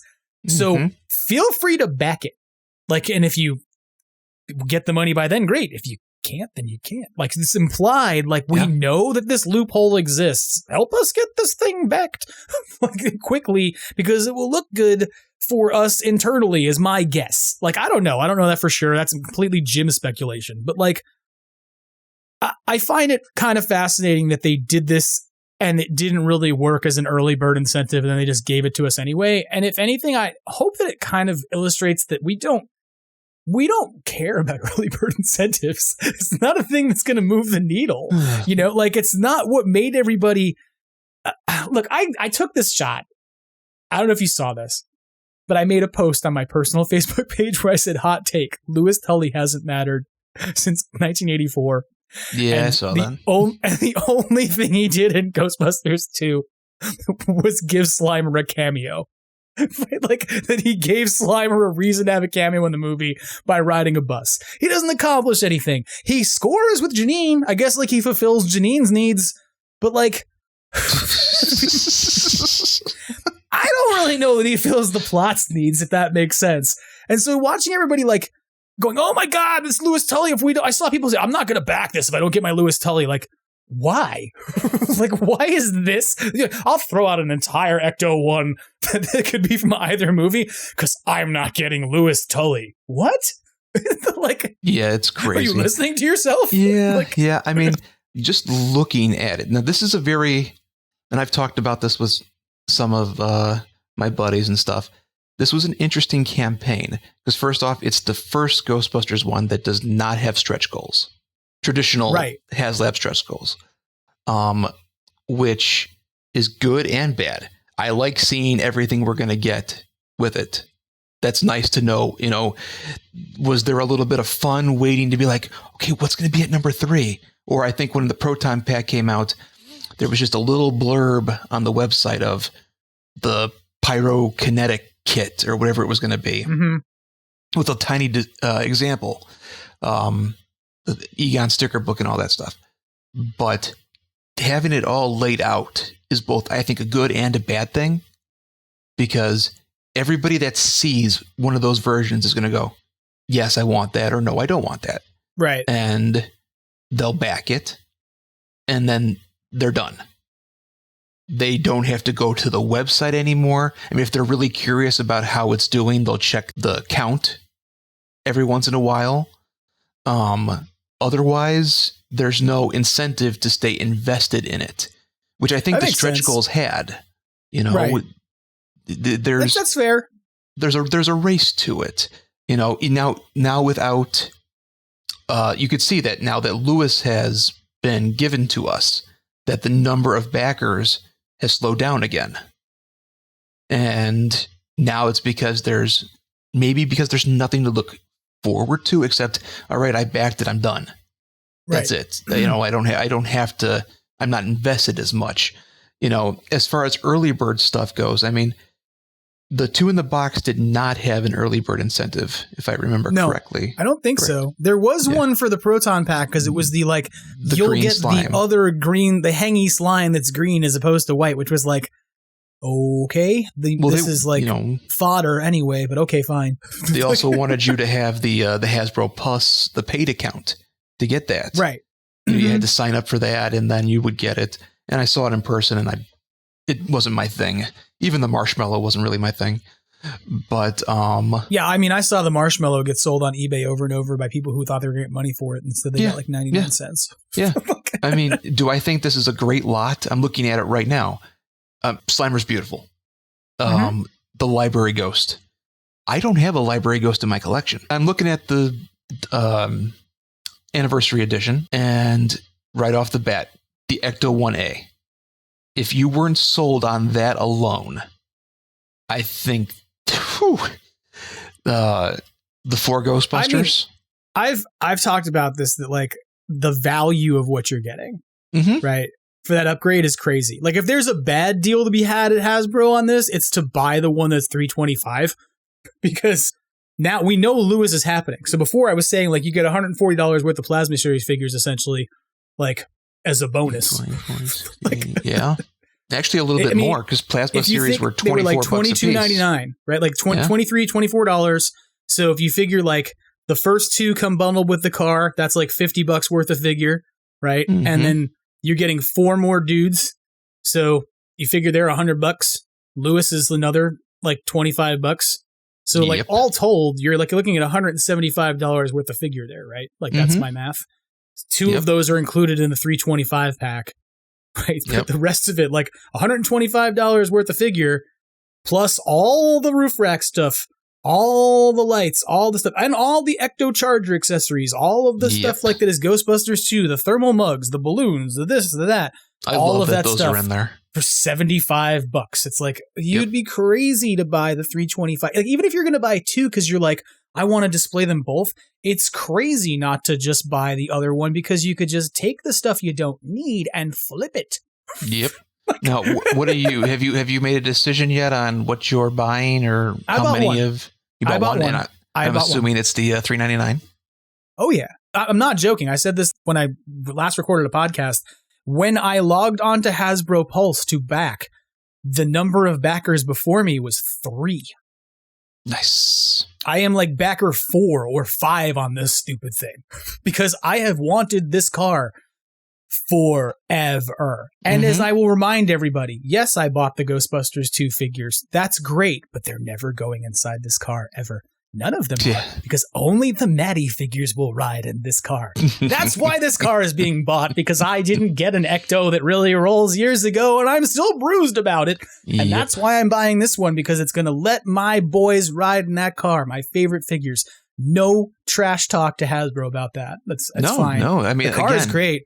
The Plasma Series figures are just not my favorite figures. The Maddie ones are. So I still buy them. I still enjoy them.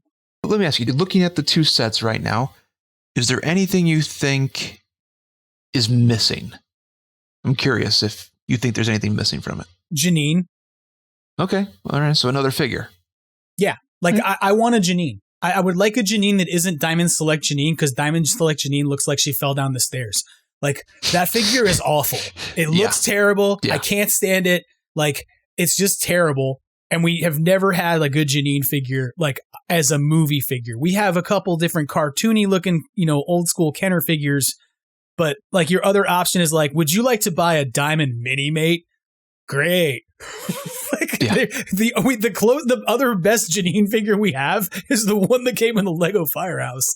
See, for me, I think one of the best Janines is the Maddie retro line one that came with Sam Hain. Oh, that's fair. But again, that's a cartoon Janine. Yes, like, that's true. My point is, like, I want a movie Janine, right? Yeah. And probably the other one I would think of would be the one that's what are those little figures? Loyal Subjects. Remember the Loyal Subjects collection that came out? It was like 2019. They did all the little 3.5-inch tall figures. They did a Janine in that line that was like movie Janine, and that was cool. So that's the thing. If Hasbro right now, if like anybody at Hasbro is listening, not that I think anybody is, because if they were, they would know that I have invited them to come talk about this on multiple occasions, and no one answers me, and then I cry. But realistically, if anybody's actually listening to this who gives a damn about this, I would say if you wanted to motivate people and you said, hey, well, we gave you Lewis, but how's Lewis going to go home alone? You could even give me Ghostbusters 2 Janine. Like, I would be fine with that. Like, give me Janine and like the leather print. Yeah, the leopard print. Like, give me leopard print Janine. I don't even need GB1 Janine. You can totally roll with GB2 Janine, and I'm okay with it. And if you really want to get lazy, look, take Lucky from Afterlife's body, or like another, like, because that's the feminine Ghostbuster figure, or just go find the like feminine Ghostbuster figure buck they were using for the selfie series and shove Janine's head on it and give me Janine in a flight suit, and I'm fine with it. I don't even care if it's old Janine or young Janine. Just give me Janine in some like movie accurate form to go with the rest of the set, because like, it's crazy that she doesn't exist like as a character. To be fair, I think if you were going to put her on a peg in a store, she would sell like hot garbage. Right? Like, there would not be like a whole bunch of like teenagers and stuff who were like, true. Yeah, I want to buy Janine Melnitz. That's important to me. But for those of us who are willing to throw down $400 on this car, we would absolutely love to have a Janine. So if there was one more stretch goal you could have had, or if there was like another thing you could unlock that would motivate people, it would be that. Yeah, well, more figures are always good. I actually think we need more accessories. And I've talked about this with like a few people. Like, if you look at what Lewis comes with, he comes with the stream. He comes with the pack. He comes with a meter. He comes with the trap. That's 4 accessories that come with him. And then we switch on over to the big set, and we have the toaster, the balloon, and the mug, which, by the way, I think are fantastic. Oh, the balloon is great. I'm not gonna lie, the balloon accessory, and the mug accessory. Yeah. I looked at the Maddie version of the mug and I went, "Oh, you did this better." You beat Mattel on this for sure. Oh yeah. I would love to see more traps and things like that. Yeah, for display, for display, PKE meters, traps. I mean, we've got enough streams there. We got 5 streams. Okay, yes, Lewis's stream is in there too. Okay, so 5 streams, 2 slime blower slimes, 4 packs, the gurney. So I mean, they got the basics covered, but again, make a little baggie and just take a scooper. Just put all the accessories in one big bucket and just grab a Ziploc bag and just go, all right, there you go. And then just throw it in the box. Whatever it is, we'll be happy. That's funny. But look, again, this was a solid offering. Yeah. I'm really thrilled. I don't want to beat it to death because I know I spent an hour on it in the last episode of just being this thing's amazing. But I really think it's a great deal. And that it's as much as it's expensive, it's not as expensive as the thing I don't want to put in my house. Well, what thing could that be? Oh, I don't know. Look, I'm going to be fair for a second and say that I thought I was going to have to say in this episode that maybe I was going to have to eat some crow about what we're about to talk about, and that maybe I'm just slagging a little too much hot anger about things at the Mondo figures. But man, look, we're going to get through this because it's something that happened today, literally on the day we're recording, that is just so ridiculous and frustrating that I need to just vent it and get it off my chest and be done with it. Feel better. Come on. Apparently earlier today, on November 5th, Mondo went to the internet and put out social media posts and website advertising saying they were having a holiday discount and that they were going to be offering adjusted pricing on your cart, where if you spent X amount of money, you would get this amount of money discounted. And originally, this included verbiage saying that you would get a $25 discount on $200 orders. Now, this is something that Jason Fitzsimmons reported on around, 11 o'clock in the morning here, I believe, in terms of Pacific time. And at the time that he reported on this, people became very excited because this meant that you could save $25 on the 2-pack of the $202 Ghostbusters. Yep. And also meant you could save $10 on a single pack of just Peter and Slimer, as his accessory. Mm-hmm. So a lot of people went off to Facebook and began posting things like, I just canceled my previous order and made a new one, right? Because I'm going to pay less. Yeah. I heard from some people who messaged me and said, this is ridiculous. I'm emailing them. I want an adjustment on my existing order. What the hell is this? Why am I paying more than people now in the holiday season? And then I posted about this. And then Darren McQuaid, who many people may know as the Magic Ghostbuster over in the UK, who is the only person I've ever seen do a screen-accurate cosplay of Vigo, which, shout out for that. That's amazing.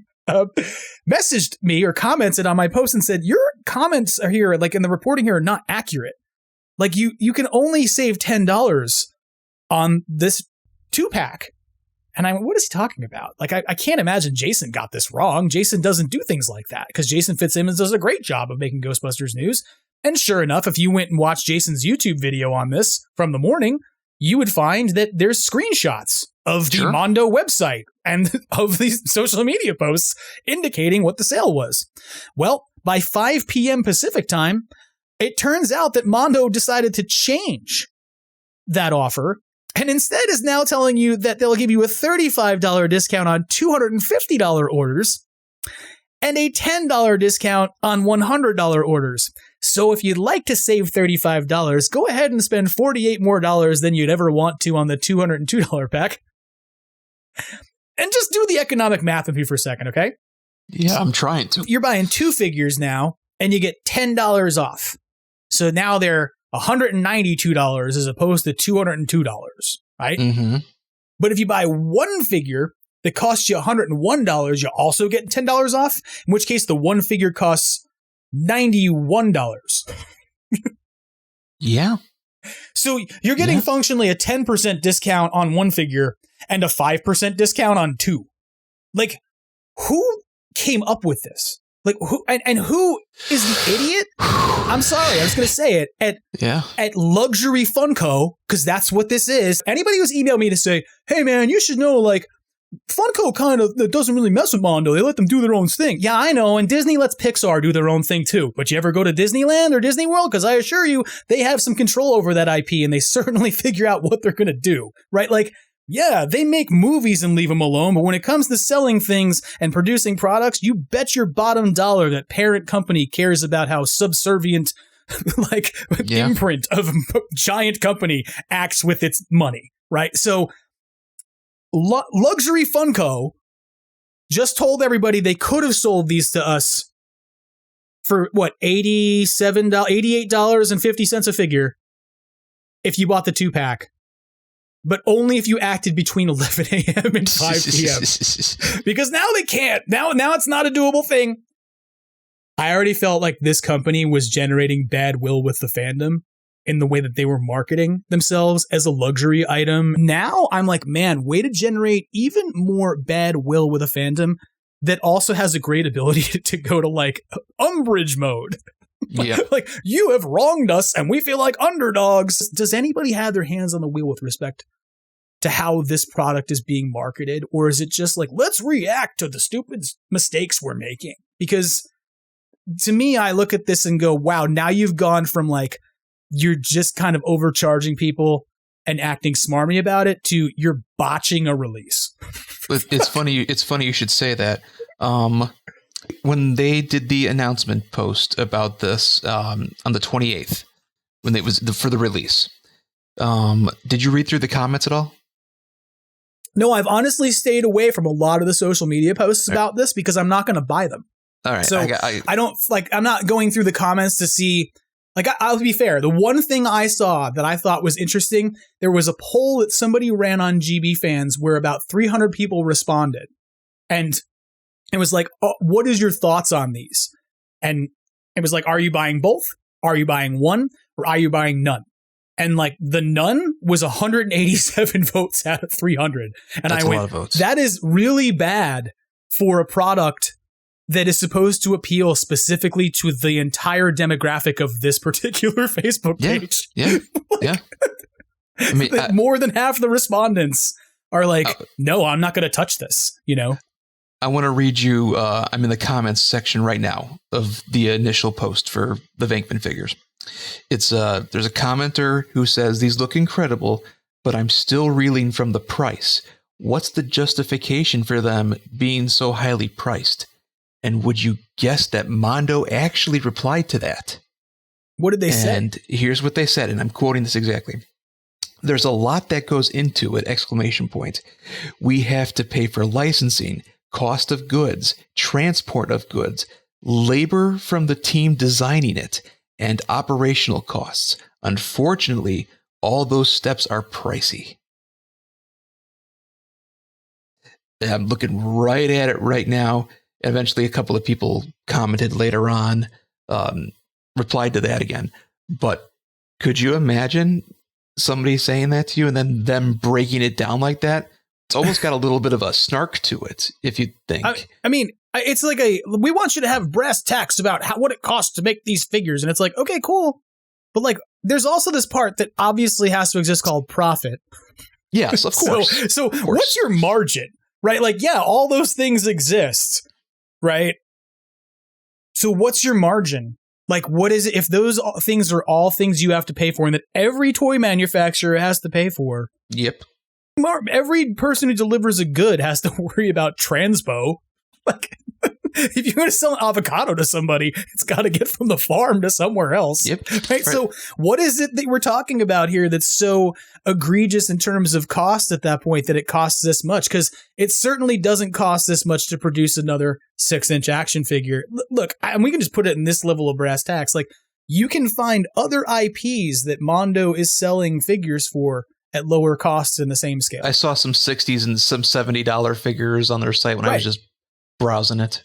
So is the answer there then like the unique factor that like we got taken over the barrel by Sony for the license? Like what is so fundamentally different about cost of manufacturing or design or any of those things that the only thing that would be a different factor there between like this license and a different cartoon from the 80s that they're also producing stuff for is the license? Is that what you're telling us? That who we should really be angry at is the folks over at Sony Consumer Products Division and licensing because they put us in this position? And what's weird about this is like, I've heard this argument, and for those of you listening who've had this argument with me, like, please don't take this personally as me being like, I'm lighting you on fire, because I'm literally not naming people because I don't want anybody to like grief this. But like, I've had the argument made back to me several times in the last couple of weeks via DMs that I should be mad at Hasbro for the price of the Mondo figures. Interesting. Like, and their argument is essentially that Hasbro holds the master toy license. And that meant that Hasbro has the ability to say like, hey, if these things are going to exist, then they have to be not toys. They have to be some other thing because otherwise you're standing on our license that we paid a lot of money for to be the master toy licensor. So your things have to be not action figures, but fully articulated figures. Like what like these ridiculous names we're putting on things and labels we're putting on things have to do with licensing. Hasbro has the ability to push back if they want to and say, that's our ground. You are making toys and we have the master toy license. So this has happened where like if you look at the way they're marketing things, they're doing everything they can to call them more than toys. Right? Sure. They are more than toys. They're like art pieces. They're this, they're that, like in order to get around this. So the argument I keep hearing from people is I should be frustrated with Hasbro because they may be causing the problems we're having in terms of how these products need to be marketed because they're the master toy licensor. And the reason I should be mad at them is that they're not making these figures. They're not making real Ghostbusters figures that are plasma series. So I should be mad at them because Mondo is trying to make this instead, but Hasbro's potentially making it difficult for them. And all I can say to that is Hasbro has every right. They bought a license, an exclusive license to make toys. It was really expensive for them, I'm sure. Sure. Right? Like, and yeah. They have the right to defend that license. If there's anybody to be frustrated with about how this is working, especially in the context of what you're reading back in comments from Mondo themselves, it is potentially up the chain to folks in consumer products division or licensing or something who went, how do we make these two products work like together alongside each other? Because this is clearly a toy, but we gotta abide by our existing license. So what do we do? And proceeded to say, oh, you gotta make them this much money and you gotta call them this and you gotta do that. And to be fair, that is all speculation on my part. I'm not saying, and I know that for a fact because I don't. But when you look at the tea leaves and you start reading them as like, why are they marketing this so weird? And why are they trying to tell you that the cost of things and itemize it out for you? And you go, why is that any different than any other product that you make? What? Explain it to me. And the only point I can come back to is license problem. Like, this is license problem for us. Like, we have gotten ourselves into an issue with this. And it's frustrating. You want to support Ghostbusters stuff, but you also don't want to be taken advantage of. And you don't want somebody to say, hey, we're going to put it on you to deal with the fact that we've created this particular problematic consumer product soup. You know? Let me ask you, if you take the cost out of the figures, just looking as a collector, a fan, do you like them? They're fine. I admit that, like, part of this for me is, like, I also don't, like, I've had people tell me, like, they're amazing. And I'm like, they're animated figures. Like, yes. This is not, like, they're great. They're great for what they are. But I'm not sitting going, like, wow, what a great detailed sculpt, because it's a cartoon character. Like, yes. And so, you know, I don't know.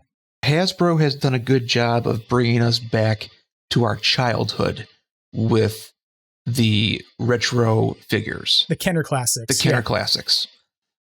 We grew up with them. We love them. But to a certain degree, it is stuff that we already have. And, I love that there's the possibilities. We talked about it before last time I was here, that they could reuse the mold to make power packs and Ecto Glow and all those guys. Sure. But that they haven't gone into unique RGB is, I think that's a little bit of a shame, because if these figures had come out with Hasbro quality and Hasbro prices, this would be a completely different conversation.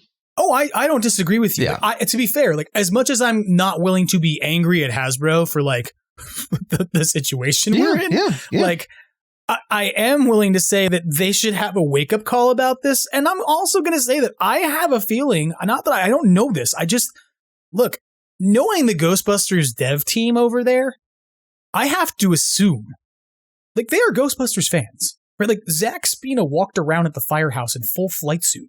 Look at Pat. In June, right? Pat is a huge Ghostbusters fan. He's living it up, man. The guy's doing fantastic work with that packaging and all that. I mean, and they engage the fandom. They're proud of their work, and they engage the fandom in what they're doing. And I can't think in my mind that they have not had the discussion of, like, how could we extend the real Ghostbusters line to bring in some of the cartoon ghosts, and pitch those ideas, but maybe gotten pushback from people who make decisions above them. Sure. Look, last week I divulged the fact that I know for a fact that there was supposed to be at least 6 figures that were going to come out for Frozen Empire. Sure. Because I pre-ordered them from deep discount. And they had SKUs. They had model numbers. They had code names that began with GHB, right? Which is the code name that they use for all of their products internally. Every single Ghostbusters thing they make begins with GHB, and then it's something like eggplant or, research or whatever it is, just some code word they use. But these went beyond that to having UPC codes, like actual EANs that were available and used in databases. So they were planned product. And still got those on hold? No, you they're still got them pre-ordered? No, they're canceled. They didn't cancel for months though, and they finally canceled them after we got through probably March, where all of a sudden they were like, these are not happening.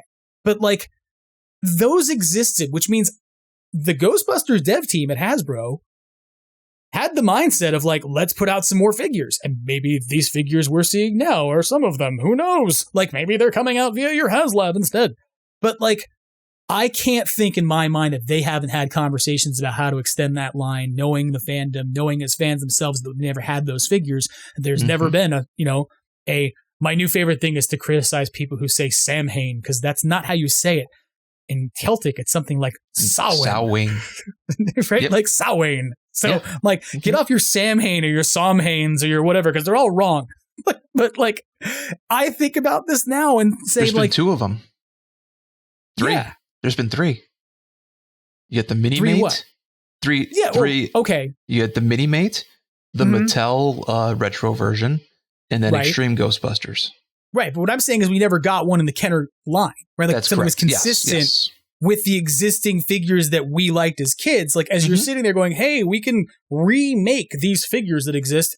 Why not also put out 4 new ghosts? Right. And motivate people to come out and buy those figures and go, whoa, I can have something I had before and something I can also have. I think that that's probably even a conversation that the Hasbro team could have had. But whether or not anybody above them decides to approve those things is a different story. To me, I hope that this, in some senses, is a kick in the teeth to Hasbro corporate, not to the dev team. I want to say that very clearly. I am not throwing shade at the Ghostbusters team, because they're doing a great job of giving us awesome props and awesome stuff that I'm so thrilled to get. And this Ecto I'm in love with, right? But I hope that this shakes the tree of people over there to go, whoa, we missed the boat. We completely missed the boat on this. This other company is doing this thing, and even though the fans are ticked off, they definitely have their attention. There may be out of 300 people 187 who are not going to buy the damn thing, but they also felt invested enough to show up and click a link that said, I like or don't like it. And they're involved in a conversation about the product. Yep. So we're missing something here. Like we're clearly missing out on an opportunity to get this done. And for me, like I know for some folks out there, like they're going to say, you're crazy. You're not picking up the Mondo figures. I totally get it. I am. I'm crazy. I'm going to probably regret it at some point when I'm like, I wish I had them in my collection and they're super expensive on eBay or whatever. But like it's something that right now I can't look at and feel good about. And I have this really particular thing. Like if I have something in my collection that came to me with a lot of stress, I almost feel like it becomes a horcrux of a bad experience. Sure. Like it's a thing I can't. Yeah. You know, you look at it and it reminds you of, I stressed out about this, or I really didn't want to get it, but then I ended up getting it. There's this little bad juju to it. Right. You know, it has like remorse to it. And I don't want anything along those lines. And that's how I feel about these figures is like, when you go, are they good looking? Like, yeah, they're okay. They're fine. Like they don't excite me as much because I think that they are cartoon sculpts and I go, well, they're all smooth and they're all like, like there's not a lot of detail in them. As I get that there is in terms of like things like gadgets and stuff, but I don't look at that as interesting. And to be fair, I also think this. I had this conversation recently. I think that this product release has taught me that I care less about real Ghostbusters than I do Ghostbusters and always have. Like that's interesting. That's very interesting because I was going to say these figures appeal to me because I was born in 87. Right. And you're going to prove my thesis. when I was growing up, I saw the real Ghostbusters first. Right. I have memories of not going to the store and buying, like getting the toys and having the proton pack and the trap, all the Kenner stuff, and then finding out about the movie. And the movie the movie had to grow on me. You know, there wasn't as much action with the ghosts and everything. So I definitely see the temptation for these figures. I do. The adult in me says no because of the price. And then I was trying to, it's like you said with the remorse, I was trying to figure out a way like, all right, I really don't like the $200 price, but I like that Vakeman comes with Slimer. And even the Sam Hain that goes into the trap. The trap. Right. Everything on the left side he comes with. I'm like, all right, but $100 still, it makes me question it. Because I don't want to, you know, I'm at the point in my life now where if I buy it, I'm opening it. I can't leave it in the package anymore. There's no more of that. There's no more of that anymore for me. It's also, I want to get your opinion on this because whether there was any kind of cahoots or anything, what do you think of the timing for them to release these figures in the middle of they put a time to get the 2-pack. Mm-hmm. It has a timer on it at the same time that Hasbro has a timer. Right. That pressure is on you and I. Yes. And I think, to be fair, I do think that Hasbro could have, and I've said this, I think Hasbro could have dropped this on us in June. There would have been nothing else going on for the 40th for anybody to buy. Everybody was looking for something to be like, what are we doing for the 40th? They could have dropped this at the 40th and been like, hey, we're the only thing that you're going to get that can celebrate Ghostbusters 1 and Ghostbusters 2 as you celebrate the 40th anniversary of Ghostbusters. Right. And 35th. To kind of like circle back to my point for a second, like, I love real Ghostbusters, but I realized recently that I really love seasons 1 and 2 and select episodes of seasons 3, 4, and 5. Like, and I love real Ghostbusters second because I watched the movie first. I was 4, but it was like my first movie that I remember in my brain, and everybody who listens to the podcast probably knows this because I talk about it way too much. I saw the movie in the drive-in. I loved it. I thought it was great. I was supposed to fall asleep after they gave us a bunch of fried chicken. We watched a double feature, and then I was afraid of the fridge. Like, I went home and I was afraid of the fridge and thought the fridge was really creepy because I thought there might be bad things living inside of it because I was 4. But like, I came into Ghostbusters as a cartoon knowing about the Ghostbusters first, right? And so I loved real Ghostbusters. I was Egon for Halloween one year in the pouring rain and the blonde wig was drooping all over my face and I didn't care. I got to wear my Kenner Proton Pack out as a Halloween costume, and I thought that was the coolest thing, was that I got to use toys as costumes. Like, and I love the cartoon. It was a great thing. But when I look back now and I go, as a 40-something-year-old person, I'm 44, and go, what do I really want to be spending money to collect? I want this thing more that I have had an absence for a very long time, which is a cinematic Ecto-1 that is a toy of the thing that I saw on a big screen when I was 4, right? And even the Kenner figures, I like them. They're great. Like, they're awesome, fun figures. That Ecto-1 is great, but it also is not the one from the movie. It is its own sort of like thing. Correct. So, you know, this is in no way to be like, I had a couple people message me and go, I caved and bought these. And I was like, I don't have to confess to me. Doesn't sound fun. Don't confess to me. That's fine. Like, that you bought them, but don't feel like you have to come to, like, you know, confession and be like, Jim, I'm sorry I bought them. I was with you on the price thing, but I caved. Like, fine. If you want to spend the money on them, enjoy them. I have no ill will towards anybody who buys these. Yeah, I just feel gross. I just feel gross about them at this point. Well, you know?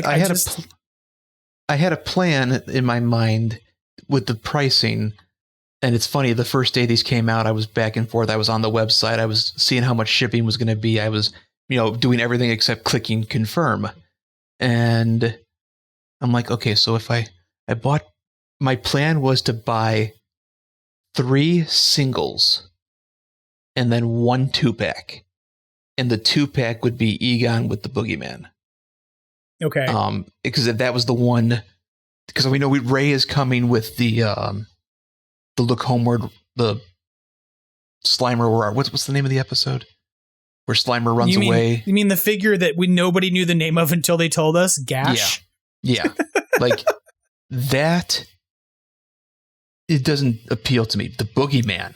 Right. That's something we all would have wanted to have forever. And that's, to be fair, like my 3 that I'm like, that I go, okay, I would really be interested in them are Boogeyman, Samhain, and Sandman. Like, they would have been the 3 that I'm most interested in. And interestingly enough, they're the, like, 2 of them are the, I think, only 2 ghosts to recur in the entire cartoon. Yeah. Right? Like, Boogeyman gets 2 episodes and Samhain gets 2 episodes. And, like, interestingly enough, like, those second episodes happen in the syndicated run after the switch to Coulier as Venkman. And after Laura Summer stops being Janine, right? And they change Janine's image and stuff and take it to ABC. So it's like and to be fair, like, that was also a point where, like, by the time they got to Slimer and the Real Ghostbusters, I was done. I had checked out of it and was like, oh, no, I'm sorry. I don't know what a Ferdinand is. I don't like this little dog with this ghost. This makes no sense to me. Like, so even the back half of those episodes that had Ghostbusters, I never saw them, like, until I was older and then sat down and tried to watch through the Time Life box set and then would go, all right, I'm going to skip the Slimer episode with the dog because I hate this. But, like, so that would be a really crazy thing if they did, just like to really, like, it would just annoy me, is if Mondo was like, we're putting a Ferdinand in the box. I'd be like, that's it. You're fired. Now, I will say, if they did do, and Tony's done a fantastic job already with it, if there were People Buster figures, I would have a very hard time saying no to them. Yeah, that's another episode I can think of that I would care about. Like, the other ones I can think of are like Mrs. Rogers' Neighborhood. Yeah. Right? Like, a Mrs. Rogers ghost would be cool. Yep. You know? But, like, would you want Mrs. Rogers, or would you want the giant, you know, or like, right, a Watt Venkman from Killer Watt? Like, those are cool. But again, like, you have to make these at an affordable price then that I can collect that many figures. Like, I can't expect to go, $101 per each of these characters that I would love to see from an episode of this show, you know? But I've said this about the discount, right? They're like, hey, we're giving you a limited time discount. We're bringing down the price of these figures for the holidays. That's great. What happens when we get to Q1 of next year? Are you doing a St. Patrick's Day discount? Or are you just expecting people to pay full price for the figures because they got hooked? Like, and that to me is another way where I went, oh, you were going to let people, like, spend less on the first figures in the line. I kind of wish they did do that. I mean, let's get you hooked. The first one's $70. I think if these were $70 a piece, I would have had no problem paying the money. Yeah, but like to me, that's also a thing where I go, it's kind of shady to be like, oh, let's discount these for the holiday. And to be fair, it's not a specific discount on this figure. It's a site-wide discount. It's not just on these. It's just that in this case that Ghostbusters fans got very excited about this discount because of the high price of the product, right? And the proposition of bringing down that price. Yep. So anything, to them, like, they saw it this way. It's like anything to bring down the price because literally because of the timing, you have the HasLab that in 26 days as of this podcast is going to charge your card if it gets funded. Right. So that's $400. You're dropping $200 or more if you're buying, if you're one of those people that buys a single and a double pack. Right. But either way, it's another $100 on top of that. And then you got the holidays coming up, which is always the bad timing for this kind of stuff. But it's a lot of pressure on this stuff. And I don't think people are going to buy it or they're not going to buy it. I don't think it's going to explode in anybody's face or anything like that. No, I just think it's going to be less successful than it could have been. Right. Probably. I mean, it's like I said, now that Tully has been announced for the Hasbro, this is just bobbing in the water, waiting. I mean, look at it. I was talking to Dan the other day. Ghostbusters, the actual social media account, had just posted about these figures with Lewis needing 4 days left within that 2-week time period. Like, they have, I don't know how many million followers on that account, just their Facebook account. And nobody was like, yeah, let's just share a post about this. Who knows? Maybe somebody just like, oh, adult with money wants to buy that. Yeah, I don't know. I think it's unfortunate. And like, I want to sort of like put a pin in it because I know that I have done a lot of sort of like just punting on this at this point. Like, I'm just line them up. I'm going to do it again because it's how I feel at some point. But like, I don't want to continue to be completely negative. And I know some people out there are going to get these and be happy about them. I'm sure. But trust me, would I love to open them up and have them? Yes, I would. But I really, I have a rule when it comes to collecting. You try not to negatively affect yourself.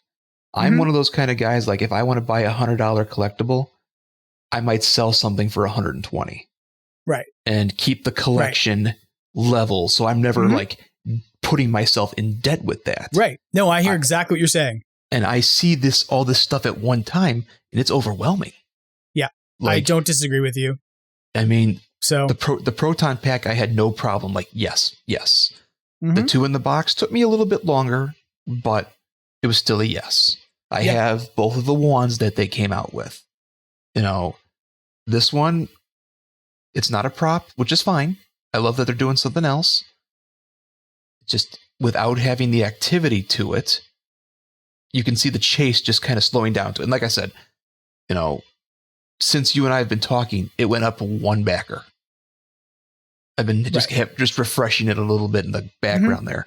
I mean, it's going to be slow, but there'll also be a surge at the end because there'll be people who buy like 5 of them because they're going to resell them or whatever. And then there's the retailers, the websites, all that stuff. That's what I mean. Right. Yeah, it's all gonna. There'll be. I'm funded? confident it's going to get backed. I'm not really worried about it. I am too. Did I think that the Tully was going to happen? I was on the fence about it. Maybe not at the beginning, but after the first week, I was skeptical. Oh boy, we talked a lot about toys. I mean, I love talking about toys, but geez. Yeah. I mean, while we're still talking about toys, did you get to watch the Adam Savage video? No, but I will tell people that they should go check it out because there is an Adam Savage video out there that you can go watch on the Tested channel where he unveils the 2-in-a-box, essentially the production models that they sent him that are essentially, finished versions of those products. And so if you want to see what your 2-in-the-box is going to look like, how it's going to be, go check out that video because it'll do more justice than probably us telling you what was in the video. We'll tell you about the video. Yeah, but go check it out for sure. Well, we talked about something that I want in my house.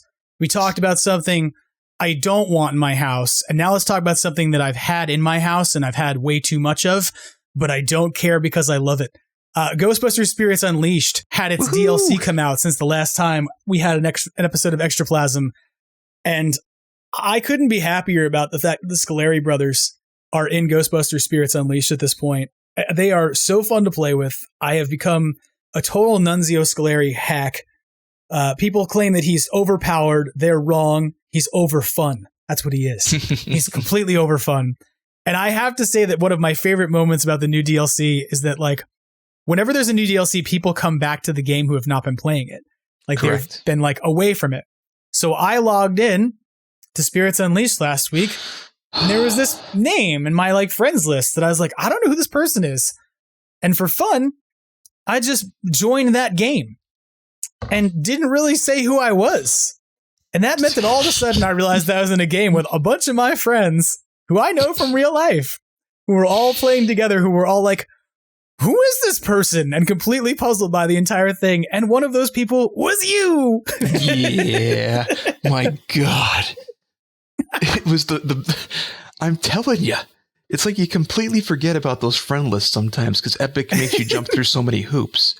Yeah, and you don't know what people's handles are because nobody uses their real name in like video games, right?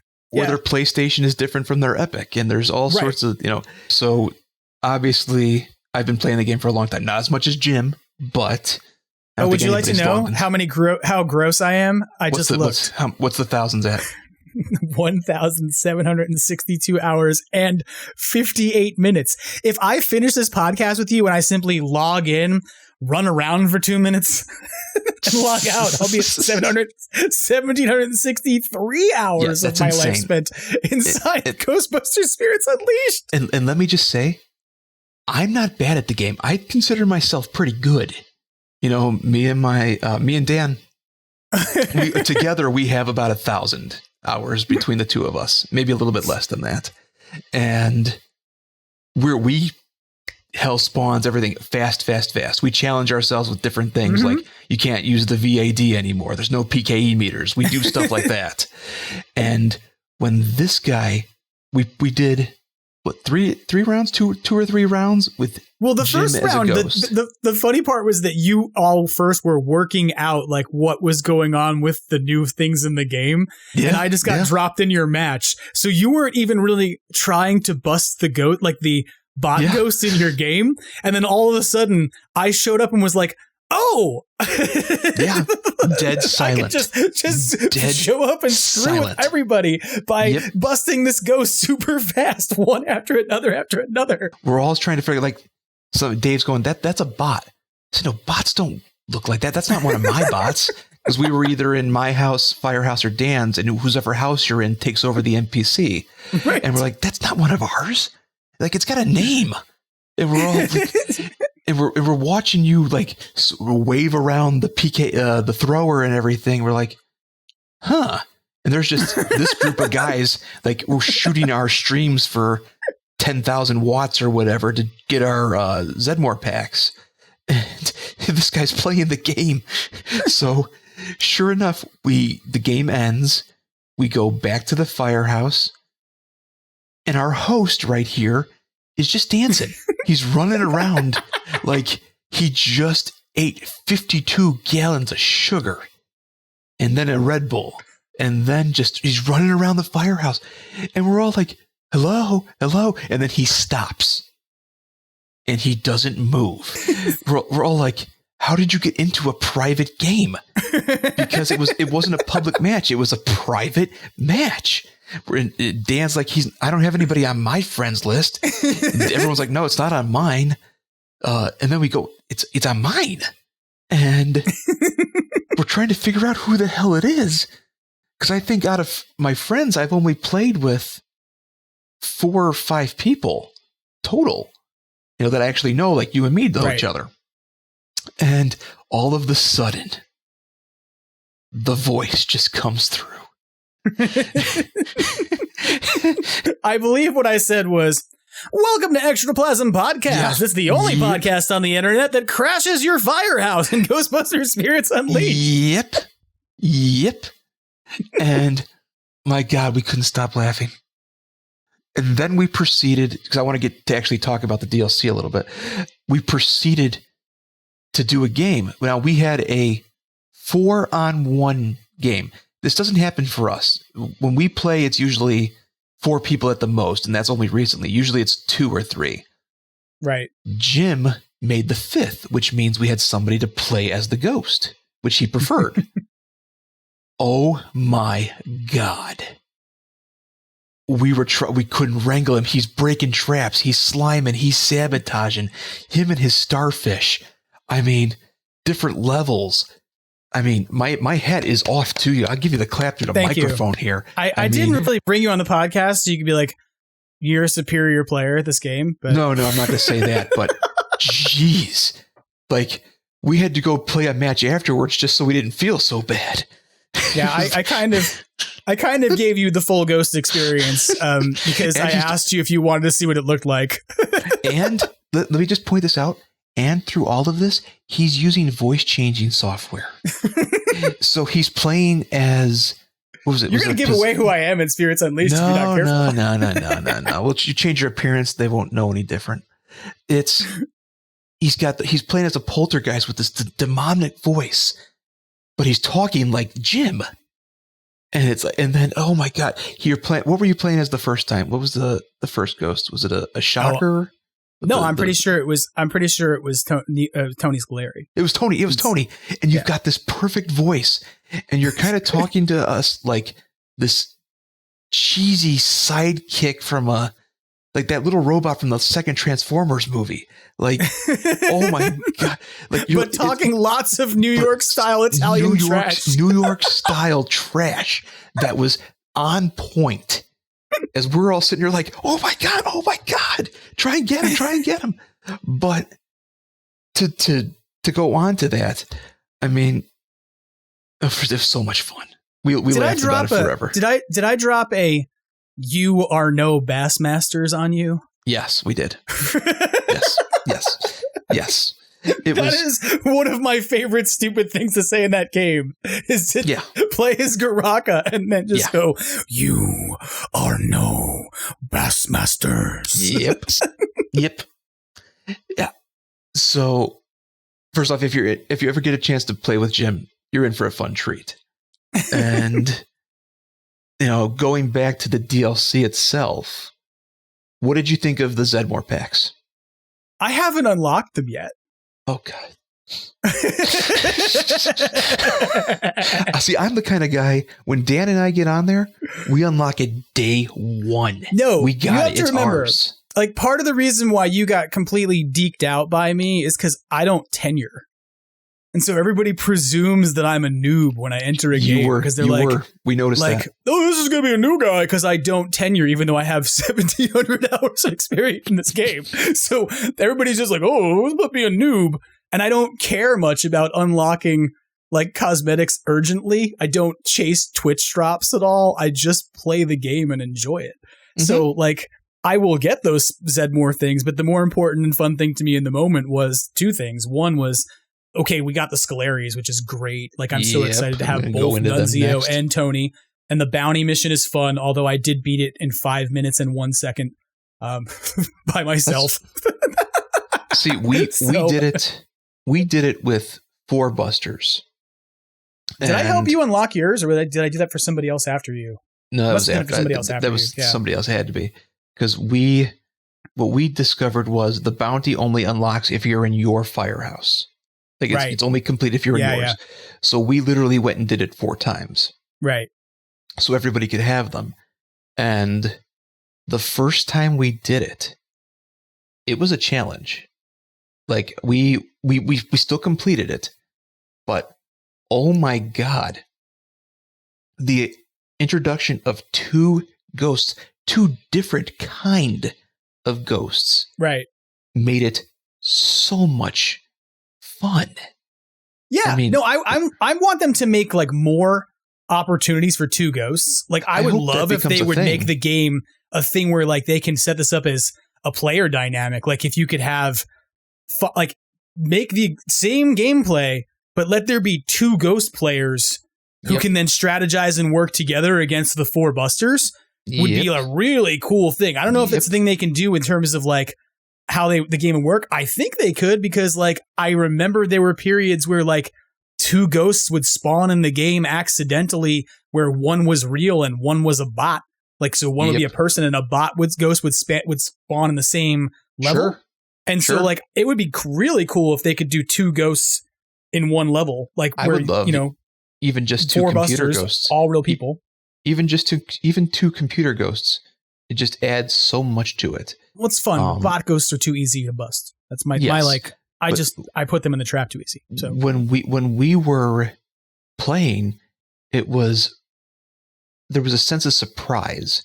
We would be trapping Tony, and Nunzio would come out of nowhere, and then vice versa. Right. So sometimes we'd be hit back and forth. Trap.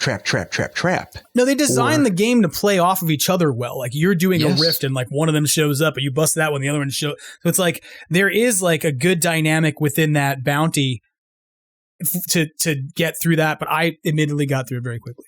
And they have their own specific. Boom. Did you notice they have their own specific rifts? No. So we discovered this.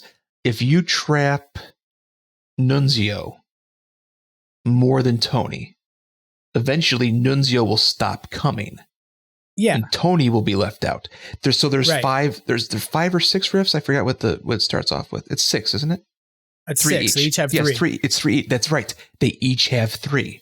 So if Tony pops out of 2 of them. Oh, I see. Yeah, I did notice that. Yeah. And then Nunzio will only pop out of 3. And so once you get to 4 each, which is fantastic. The only thing I wish we had gotten with them was a different intro cinematic. Because I remember the promo shots and some of the videos we saw of like Tony sitting behind the judge's bench. Yeah. Obviously those were made for social media and everything, but could you imagine if there was some kind of like cinematic entrance, kind of like Sam Hain, but maybe not as bad? I don't think they did a cinematic entrance that was different, maybe for the Garaka bounty, but it was largely because it's a different level. I mean, it is an existing level, but it's redressed to be frozen. So I really think that the different intro has to do with it's just the same sort of like camera sweeps and things that happen in that level, but because the level has been changed, it feels different. But like my thing I was excited about that I thought was great was the rebalance, which we'll talk about in a second because I'm going to forget about it. But like, if there was a thing I would change about the Scoleri brothers, it's that I don't like the voice reuse. Like, I don't like that because Nunzio is an ectoplast, he sounds like one of the Slimers, right? Like, because I'm like, that doesn't sound right. It doesn't fit this character. And because Tony is the Toxie Ghost, he makes all the same sounds as the Toxie Ghost, right? And so it's like, okay, I get it because they're repurposed, but I would have liked different sound effects for these new characters in the same way that, like, when you bring Muncher in or you bring Garaka in, you're getting new voices. Like Garaka was its own class, or rather, Muncher was its own new class of ghost, to be fair. So it had a whole new set of sound effects. But when they brought in Garaka as a new skin on top of the Overlord ghost, they also gave you some variation, I think, in terms of the sounds that it makes and things. I think so. So we trap him too fast to hear him. Garaka was too easy. It's funny you say that because we were speculating, and we can even have it on here and refer to it later on. What do you think they're going to do with the boogeyman? Oh, I think they're going to have to figure out whether or not Boogeyman's going to have legs or be some sort of disembodied form of Boogeyman. There's a good answer. It's funny because we were joking about if they make him a ghost, like they just reskin one of them. We were like, do they give him feet? Does he have like the coconut sounding? Like as he walks by, like the... That's right. I mean, they really could. They could take the Overlord model and it sits close enough to the floor that if the idea was that he runs on, like, if he's floating through the air, but he also clops as he runs, like, they could do it that way. Right? And it would make sense that he would be an overlord. Like if Sam Hain's an overlord, then why wouldn't Boogeyman be an overlord as opposed to his own class of ghost? I actually, if I had to pick one that I thought he would be, I was kind of thinking a Basher. Because I could see him being more like a physical ghost, you know. Sure. Even in the cartoon, they acknowledge he's not a ghost, he's solid, and things like, you know, all that different talk about it, why they couldn't trap him. So I could see them like relying on the more physical things for him to do. But yeah, it'll be interesting. But overall, the team at Ilphonic has done such a fantastic. I'm really impressed and that they're still going. I mean, we just celebrated 2 years. Is that what it was? 2 years. Yeah, 2 years. Yep, we're 2 years from the release of the game. And one thing I want to point out to everybody, the game is like free all over the place. Like it's still free on Amazon for Amazon Prime players. It's still free like on Xbox free play days. Like, so the game is out there for free for people who want to try it who may never have. And I have to say that I think that like the rebalance they've done is really good. There are some things that I know have frustrated some people. There's a lot less stream control than there was, but they've taken builds that like, I've been playing with the same build for months and months and months. I know I had really great tether control. I know I had all these things, and I wasn't prompted to try and use other components of the Proton Pack build as a result of it. But now I had to go back to the drawing board with like my pack design and my pack build. So it's done something to breathe some new life into the game too for long-term players, because it's given us the ability to say, hey, I have to actually go back and retool my stuff. I have to go back into the inventory and figure out how to regroup, you know, so I can be more effective at busting ghosts. And so it's breathing some new life, I think, into the game that way too, because those of us who've been playing it sort of, you know, very loyally, but also have played the hell out of it to the point that we all know how to do everything in 5 minutes, I've been given a new set of challenges, and that the gameplay is changing a little bit, you know? Yeah, so I think that's really beneficial for the ecosystem and the health of the game. Oh, yeah. I mean, when I first got this game, I played it by myself for the most part until everybody got their copies and everything like that. But it was a little rough because otherwise it's kind of like grinding levels in Call of Duty, you know, trying to unlock stuff. Eventually it gets older, especially when you get to the higher levels. And when I started playing with a friend, the game got so much better. Yeah. So much. I mean, this is a great collaboration. The game is a great co-op game and a great like competitive game to play with friends. Yeah. But if you're playing it by yourself, it's like you will run out of things to do very quickly. Yeah. Because it's only, you know, and especially when it first came out, there were only like 4 stages that you were playing between. Now you have a lot more diverse number of maps to go through. So it has breathed some more life into it. But like, I got to throw my hat like to, you know, or tip my hat to the folks over at Ilphonic, because I've spent a lot of time in this game. It's been enjoyable to keep playing this game. And I really love that they breathed new life into it for me after 2 years, because it still maintains a lot of fun to play. I don't know that we're going to get much more in the way of DLC after this last one coming at the end of the year, but I'm hopeful that some of the uptick and the resurgence here and like people coming back to play the game illustrates that there's still an interest in this. You know, that like 2 years on, people still want to come back and do it. So, I mean, now they have Killer Clowns and stuff like that. Right. Which, by the way, Killer Clowns, I think they just got, or it was already in there. They have a mall level, like an abandoned mall. I would have loved to have that in GBSU. That would have been so much fun. Well, I think we covered a lot of ground tonight. And thankfully, we didn't talk about politics. Right now, I don't think that either of you or I know what the outcome of the election is, and we're probably going to sign off and go find out what it is. I'm going to sleep. Tear a Band-Aid off. We'll see. But what do you want to share with folks? What do you got going on with the Mooglie fan club that people should know about? Or what's cooking for you over there? Well, you know, as always, we've got the activities coming up, opportunities to win patches and other prizes as the time goes. Remember, it's just me doing it by myself. So sometimes it's a little slow, but, you know, I always come through. The one thing I'm excited to announce, and you're actually the first person that I'm announcing it to, we just hit 2,500 followers and 2,000 likes, which is something I'm very proud of, because I'm a big believer of being organic with it and not trying to push like, hey, follow us, like us. So I'm very proud of the turnout so far. And I wanted to just say that I've gotten a lot of questions regarding our charity effort this year. I know a lot of people have asked why I haven't been collecting patches and pins for a raffle this year. We're going to do something a little different. I cannot wait to share it with you guys. I'm very excited.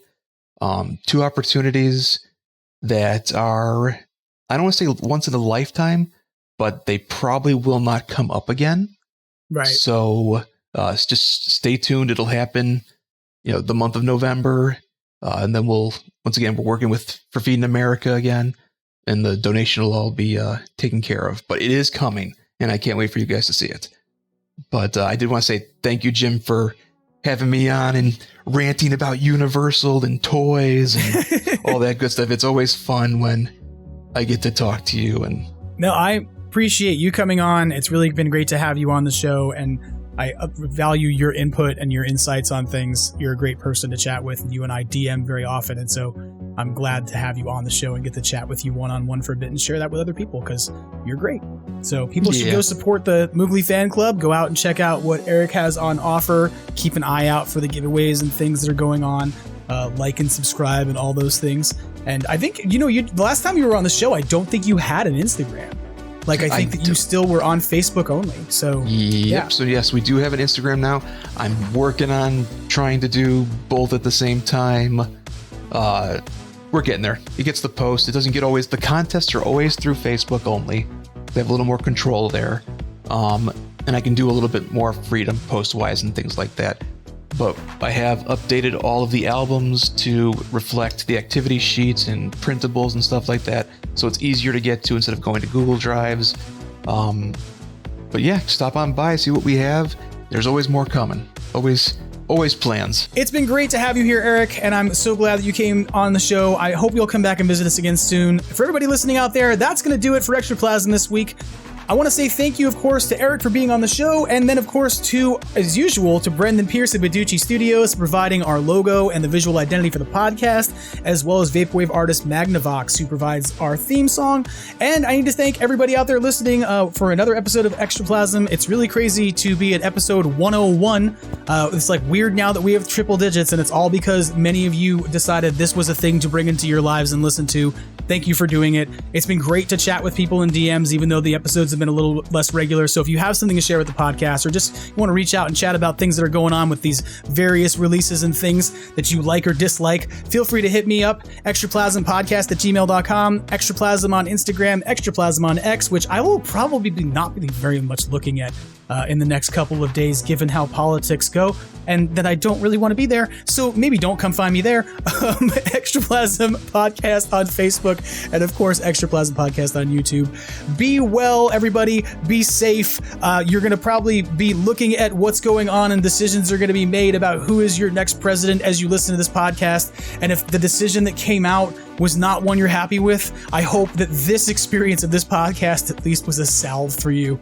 Have a great rest of your week. We'll hopefully talk to you again next week. And as Ernie Hudson reminds us every single week, try to have fun and always keep on busting. Take care.